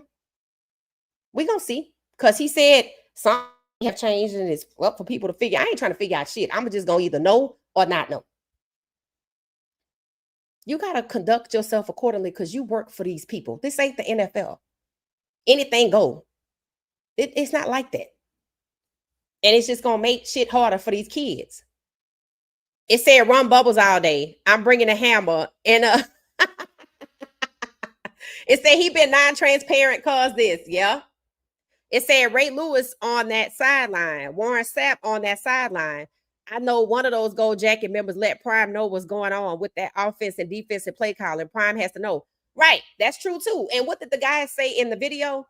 He said, what's the point of having all of these Gold Jackets if you just not going to scheme to win or scheme at all? I mean, that's a valid point. What is the point of it? See, to me, Schumer not using nothing that he doing. Schumer doing his own thing, and he's allowing it. And not only is he allowing it, he quite possibly is covering up for it by saying y'all might be taking targets at the wrong people. It's like he's blinded by CU prioritizing Rob Livingston, and he don't have a problem with calling out the defense. But somehow he's blind to Schumer and Stefanski and Shedeur and him and Caden and Juju. He blind to that part. That's why he was chasing Doc up the sideline and not Schumer. Schumer won't even come down to the sideline. Why would you let Schumer run your program in the ground like this? That's why Leftwich is gone. People thought he wasn't hired. Nope, you can look it up. They hired him. He left. Easy work as a DB. Yep, easy work as a DB. Hey, Beach Material, it said, is it right to assume that Shedeur played a major role in play calling at CU? Yeah, I think Shedeur was the OC and the recruiter. Honestly, I think Shedeur was the one. When you think about who Shedeur brought in, the receivers, Jordan Seaton. I don't know about any DB people. I don't know if he brought any of them in. I don't think he brought in Omarion. I'm not sure. I know they was cool, but I'm not sure. I said it when Colorado lost Shedeur. I said they lost their best recruiter. Not only did they lose their best recruiter, They lost their offensive coordinator. I call him Coach Shedeur. He was over there coaching up the kids, right? But I kind of take issue with the part about saying they don't have any alphas. I do, right? If you gonna run over and ask the experts, it's not because they're not alphas. They don't trust the program they in. They know, I bet they talk to their parents about it. I bet all of their parents know what's going on. I bet their girlfriends know. I bet their friends at school know. I'm telling you. Coach Prime listened to them when they wanted stop, and that did work out. And I said, that was crazy. It's like Caden just been there with people punching bag, and his career's over. But maybe it better happen now to the NFL because that ain't going to be right anyway. Tough lesson. People even pointed out that Caden had gotten benched at Liberty. I'm like, yeah, that's why he left. Because they brought in a new coach and he wanted to run the ball, just like Pat Schumer. I'm like, did they run the ball last year with Shedeur? So what the hell you think? Remember that all them conversations about Colorado don't have no identity? Yeah, they had an identity. You can tell by who they recruited. They brought in all of these high-powered wideouts. They brought in a dual-threat quarterback. They brought in Juju. So we knew we was going to be slinging the ball. We knew the receivers was going to be catching it. There was no identity crisis. It was just Coach Prime allowing Pat Schumer to run amok. That's going to cost. And again, please tell me it's because you recognize what's happening with Stefanski and Shedeur. But he walk around like that's not it. I'm like, you ain't lying to us because we watch what's going on. We know the connection. I brought the receipts forward. I know they text each other. That's why I check to see when does Colorado season end and when is Shedeur expected to play. I wanted to see, was there any overlap? No, there's not. Coach Prime going to be done before Shedeur plays. I think that's how it go. I could be wrong. That might be wrong. But I wanted to see, was there any overlap? Because I had a theory. I'm like, they could just cut them both at the same time. They don't have no reason to keep Shedeur. Remember those contracts. The player can't just walk up and leave without retiring and giving up their career. Asking for a trade with a black quarterback is just career suicide. It just is. But they could cut him at any time. And you're not going to tell me Stefanski and Schumer don't communicate. You know how I know they communicate? Other than the fact that little post I had with all of the colors on it, where they said Shedeur called his own plays, that and the other, you're going to see how it work in a real locker room as if his father wasn't in the NFL, but we don't care about who your daddy is. He had too much say-so in who the coaches are. What did they do to try to take Shedeur down in the Rams game? Get him sacked. You don't think they knew he had a back injury? Of course they did. And now they're exploiting it. And when he get out there, they're going to exploit it some more. Is it possible that Coach Prime does not want to condemn, hold accountable Pat Schumer because he knows that's the pipeline to Stefanski and he going to lean on Shedeur? Thoughts? I'd rather you tell me that's what it is. And I ain't even sure I can believe it's because you're willfully blind or because you're just so consumed by CU prioritizing Doc that you can't see what's happening over here. I don't even believe that. He too smart for that. And no, he doesn't tell you every move he's going to make, but he is expected as a leader to be transparent. And when the ship is sinking, to level set expectations for the fans so we can know what to expect, so we can prioritize what we're going to do with our time and money. That much is owed. That's what leaders do. And now that we know these kids running over here to other people, them kids don't trust them at all. Nor should they. It's not enough transparency over there. Just like Cleveland, just Kevin Stefanski. I know T.O. said something. TQ, what'd you say, T who? T.O. said something to Prime about those offensive plays and routes because he's watching the game through the wide receiver eyes. Y'all think T.O. said something? I think he said something. Has he been back there? It's funny how nobody really been there since all of this been happening. Nobody really been there at all. So, yeah, I think he said something. And Max said, yeah, he thinks so, too. Watch the game as a DB. I see so many issues. It's so easy they need to remove Pat Schumer. Yeah, I think everybody sees that. So Prime has to know these golf jacket Hall of Famers are on that side like every week. They can read these plays and know they are even BS, even Prime. So maybe Prime is playing the game. He must be, because I noticed something in a meeting with the wide receiver coach. I said, oh, they scared to hold. The regular coach is scared to hold the coordinators accountable. The wide receiver coach, I think, got up and they was, how they be trying to hold people accountable. He didn't want to say the coordinators. I think he was getting ready to, and he switched to say like just the coaches. I said, oh, the low-line coaches, low-level coaches are scared to hold the OCDC accountable. Well, if you're a wide receiver coach, you're talking about Pat Schumer. All them guys played in the NFL. Here's the thing. Pat Schumer knows full well that the wide receiver coach and all them other offensive coaches and defensive coaches know what he doing is bullshit. He trying to humiliate Coach Prime by letting all of them know that he's in charge. I've said that before, and it's true. And now the kids are asking other people because they don't trust it either. The coaches know their jobs is probably on the line. They can't come at, because if Coach Prime don't come at the coordinator, how can I? That's my boss. I asked y'all this a couple of days ago. What the hell is he protecting? I asked y'all, was it Shedeur? Maybe it is. Because he know Schumer is well connected. He already know what happened. I know he didn't like it. And he knows Stefanski over there. Coach Prime has not been to Cleveland. Remember, he didn't go to Parent Day or whatever the hell they was having? He didn't make it to that. Let's see if he make it before the season ends. Because one thing about it, CU season will be over before Cleveland season is over. And if he need to go on up there, because they bullying you if you don't go. If you know you're not the problem, what are you staying away for? If you know they're dogging your son out, what are you staying away for?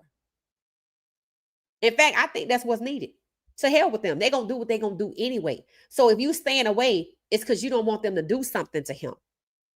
So are you not holding Pat Schumer accountable because you don't want Pat Schumer to do nothing by way of Stefanski to Shedeur? See, we know. Football people know. But fans, they don't necessarily know about that connection. Not a coincidence Shedeur ended up there.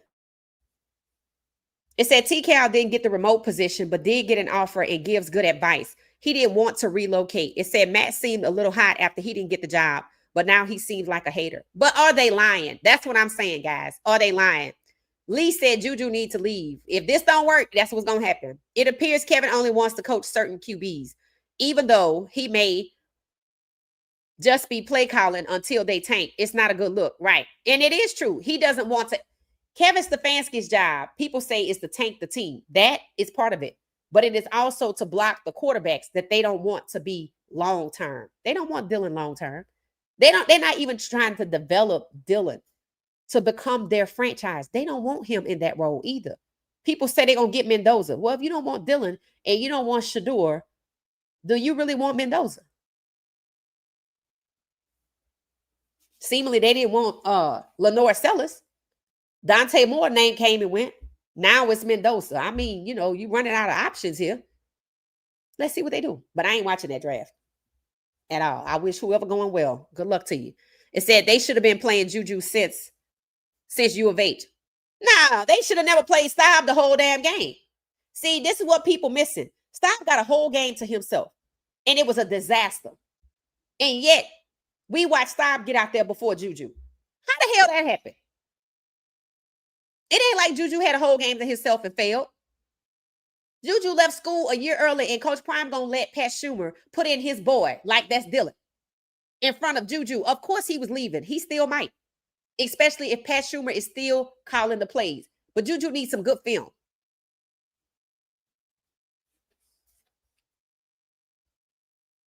It said, wow, Dean demoted Schumer. I'm so happy. What you talking about? Oh, Deion demoted Schumer. I hope he did. I hope that's what he did. That better be what he did. Titus say that's so who's the replacement? Shedeur is the best QB that school has seen. Yes, and will ever see. Brett Bertolone, QB coach, is taking over. Okay, so Brett Bertolone is taking over for Juju. Y'all know who has something to do with that? Juju's parents. So that tell you. Remember, Coach Prime said he don't know what the plans are for Juju, right? Juju's parents probably like, he can stay here, but you're going to need a different play caller.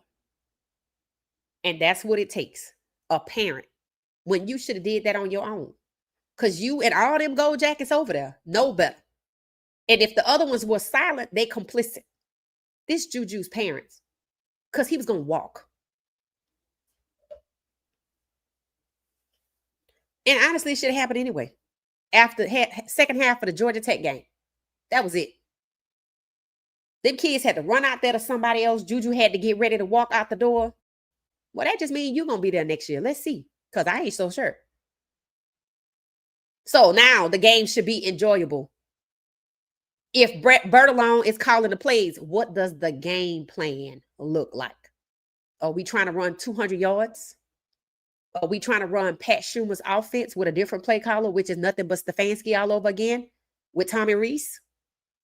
We're going to see. So for those 30% that said they weren't watching it, apparently it's reported that the play caller has been replaced. Because last night when I was on X in the wee hours of the morning and people kept posting Juju starting, I said, who the hell is calling the plays? And they came back all and said it was Pat Schumer. So when did this take place? Because I ain't the only one saying it. Everybody was. And I bet Juju's parents had everything to do with it. Because one, he made promises to that kid. I'm not saying he promised the kid the right to start. But them people know, just like we did. We know you didn't put style in front of him. So why are you letting this happen? Yeah, that kid was going to walk. So good. We'll take it. If it's true, we'll take it. It said I have to unsubscribe, but bye, Felicia. Okay, cool. That's fine. We fine. We rather some like-minded people anyway. I don't want people that just because A, B, and C don't like them, I'm not going to listen to what they have to say. Did he lie? Did the T-Cal, did he lie? Did he lie? If he didn't lie, I don't give a damn whether you like him or not. If he didn't lie, but see, that's what people don't listen to him, even though he's telling the truth. Bro, I ain't narrow-minded like that. I'm not narrow-minded like that because that's how you get scammed. That means I can only trust people that you like. To hell with that. I don't care about that. But Kenzie Scott, that's her name. That's her name. Scott Bezos. Okay, that's it. All right. Shedeur was legit. Facts. Ray Lewis asked them about film. Oh, okay. And they wasn't watching film because they don't ski. Instead, he fears an intensification of a toxic environment. I don't know. I don't know what he fears. It said on one of the recent well-out videos, Juju was telling JoJo to not run a route, but to get open. Yeah, I saw that. And I knew Coach Prime was looking for that type of leadership for Juju to get to that point. But he also said he had to protect the kid. And he knew what he meant. It wasn't just the O-line. It said Sean Lewis is trash. He won't last long at San Diego. Hell, he might show up back at Colorado. Transforming Eagles, Shedeur probably told Juju about Schumer. Yeah. Oh, I know he did. But it's crazy as hell to expect Juju to override Pat Schumer when you could just, if you move Pat Schumer out the way because your best recruit was going to walk, you could have been did that. That meant it was a choice. And you allowed him to take down your program. Why? And we're going to see what the consequences end up being. Because you obviously were afraid of something. This man was burning your program down to the embers. And it took that kid about to walk. And what did we find out in the process? That Staub was QB2. I was so mad. I was like, why the hell is he QB2?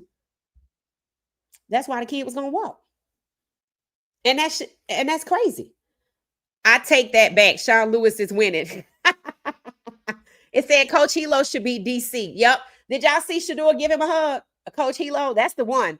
Now, to me, if we got a new play caller on OC, I do think Coach Hilo needs to be the defensive coordinator. And why didn't that happen anyway?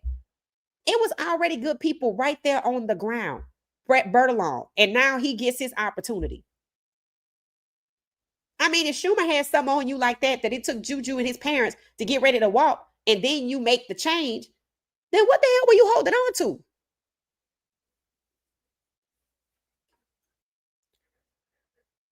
Anybody who half knows football can see Schumer is trash. Right. His reputation precedes him. So I don't know what Coach Prime was protecting. CP called everybody his friend, and that ain't right. I know it's a scripture in the Bible that says something about that. It says, so this is why Schumer compared Shedeur to Daniel Jones, because he fought through his bull jump. Right. And now they want somebody to come in who's supposedly an alpha and do the same thing. Don't nobody want to go through what Shedeur went through if they're trying to get to the NFL. Shedeur should have went through it, but we see how you get there. We see how, come on now. Let's not act like talent matters in the NFL at this point. They want to give Josh Allen the MVP over Jalen Hurts, and he don't even have the numbers. Just like Jackson Dart didn't have the stats and the experience, the winning experience over Shedeur. Just like Dylan didn't have the experience over Shedeur and the Heisman. The truth is all coming out here. And even Juju getting ready to walk and Coach Prime pivoting to what people been asking him to do.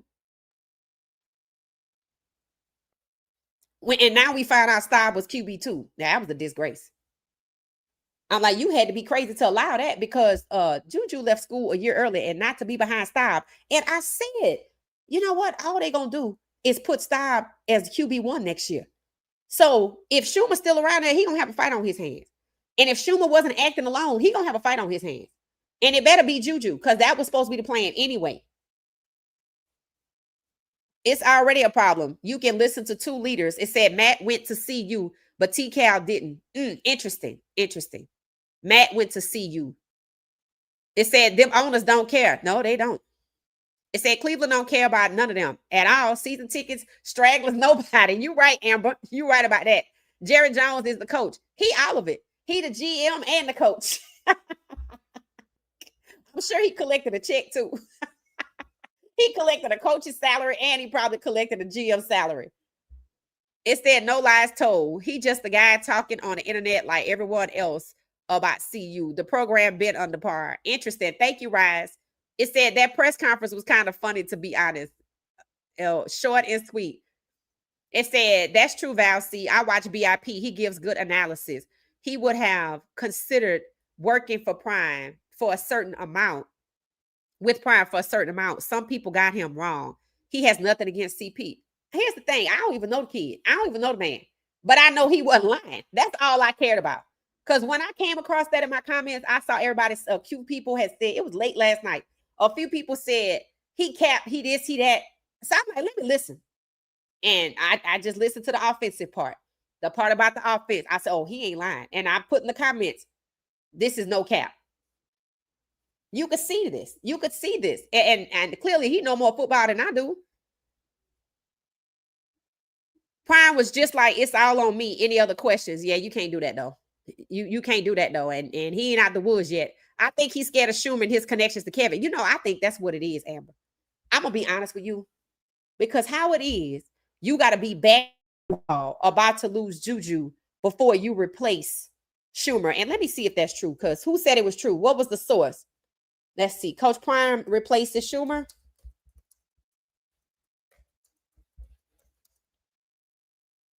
Let's see. Coach Prime among favorites to land high profile. I don't know. Let me look at the news to see.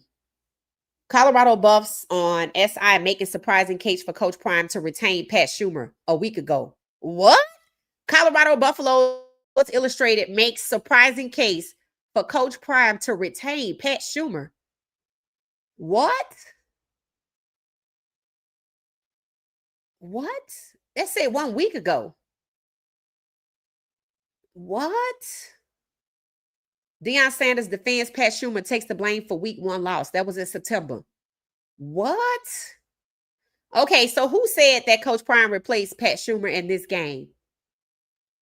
A week ago, Colorado Buffs on Sports Illustrated makes surprising case for Coach Prime to retain Pat Schumer. That will be the end of his career. Because who was doing that? That's crazy. That was October 27th. There is no way around staff changes this offseason for Deion Sanders at Colorado. The Buffs have not been good enough on either side of the ball. And it has turned a season with some promise into a 3-5 disaster with 4 losable games left on the schedule. The majority of Colorado fans were realistic enough to understand that the team was likely going to take a step back from last year. What? It said DC Rob Livingston has drawn the majority of Coach Prime's ire. So it's out here that Coach Prime ain't feeling Livingston. And for good reason. The defense has been atrocious this season. Utah racked up over 400 yards, rushing yards. It wasn't likely to matter how the offense played if the defense was going to get gashed like that. So y'all heard that? They're saying that Coach Prime wasn't feeling what was going on defense. And they saying the offense didn't matter. It said, but the offense wasn't much better. You can't expect to have success when you spend the entire first half in the negative in terms of yardage. And Schumer's play calling has been baffling because he's setting them up often this season. He has not meshed with Liberty transfer QB Salter, or Colorado's offense ranks 99th in the country in success rate. It said odds are Sanders will be looking for a new coordinator on both sides of the ball this offseason. But Colorado Buffs on SI made the case for Schumer to stick around in a bit of a surprising twist. He's worked with 3 different quarterbacks this season, and none have looked anywhere near close to what Sanders produced a year ago. There's no denying the offense need works, but Schumer isn't the root of the problem. Oh, hell no. Did y'all hear that? Did y'all hear that? A week ago, Sports Illustrated, Colorado Buffs on Sports Illustrated making a case for Coach Prime to keep Schumer while they agreed that Rob Livingston is a problem. But who did CU pay? Buckle up. Buckle up. We're going to find out who the play caller is. I'm going to look it up. I'm going to look into it when I get off. And if I confirm what they said, then I'll put it in the comments. And if it's different, I'll let you know. It said Cal said that he was offered a job at CU, but he turned it down.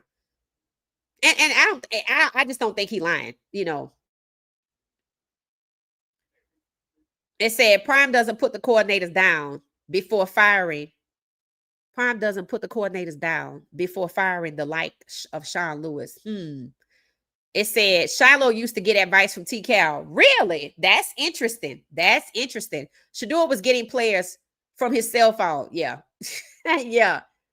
It said, yes, I could see Shedeur scheming with plays on wide out videos, well out videos. Yeah. People said you could see Shedeur on the side. And I remember Coach Prime said on offense that he had the coordinators ask Shedeur, Travis, what do y'all see because y'all are out there? And Pat Schumer seemingly went along with it until it was time for the draft. But it didn't hurt Travis. It hurt Shedeur because he's the play caller. And then Coach Prime said on defense that the defensive coordinator will ask Travis, what did you see because y'all are out there? So it seemed like that was a marriage made in heaven. But this year, it don't seem like it. It seemed like they just went along with it. And now Schumer and Livingston are setting him up for it. Shedeur called LaJohntay and Seton to come to see you. Oh, okay. See, Shedeur was the recruiter. Shedeur was a little buy you a chain and they come. Yeah. Is that correct? CP doing all of this because of Schumer? I think so too. It says Shedeur asked CP not to come to Cleveland because he was not playing. Okay, we're going to see. It said CP can't even talk his son's NFL status, which their OC is wild. Yeah, it does feel awkward. Yeah, both of his sons didn't make it. Well, Shedeur is being held back. It said, I heard they're looking at Sand from Ohio. Who you talking about, Cleveland? Miss Pamela, you talking about Cleveland? It said Juju was good enough to go rogue just like Shedeur. Yeah, but I mean, he don't go to the NFL for a minute. So yeah, we're gonna see. We're gonna see. It say I don't blame his parents. Hell no, I don't blame his parents. Anytime the QB goes opposite of Schumer, they do well. Right. And that's my whole point. Who sent Schumer to do exactly what Lewis was doing? So they let you get rid of Lewis, but then they brought in Schumer, and then you decide to move on to Leftwich, but that didn't work out. So you got to go back to Schumer. But now you can move away from Schumer because Juju was finna walk. We're going to see. We're going to see. And to me, I don't know why he just couldn't say that out loud. He could have said that. That's all people wanted to hear anyway. I will be watching. Same thing. As a parent, I don't care about you go jacket. This is my son. Facts. Facts. Facts. It said Coach Prime's hands were probably tied. Why? Who he the head coach? What is his hands tied for? It said Travis and who? Hilo with a DC last year. I could see it. It said Charles Lewis was let go on week 9 as well. Oh, really? Interesting. Interesting. That's just like what's happening in Cleveland. I told you, why are we doing the same thing in Cleveland? Stefanski in week 8 last year, and now they had a bye week. So week 9. Interesting. And now you're saying Lewis was let go, demoted. Lewis was demoted in week 8.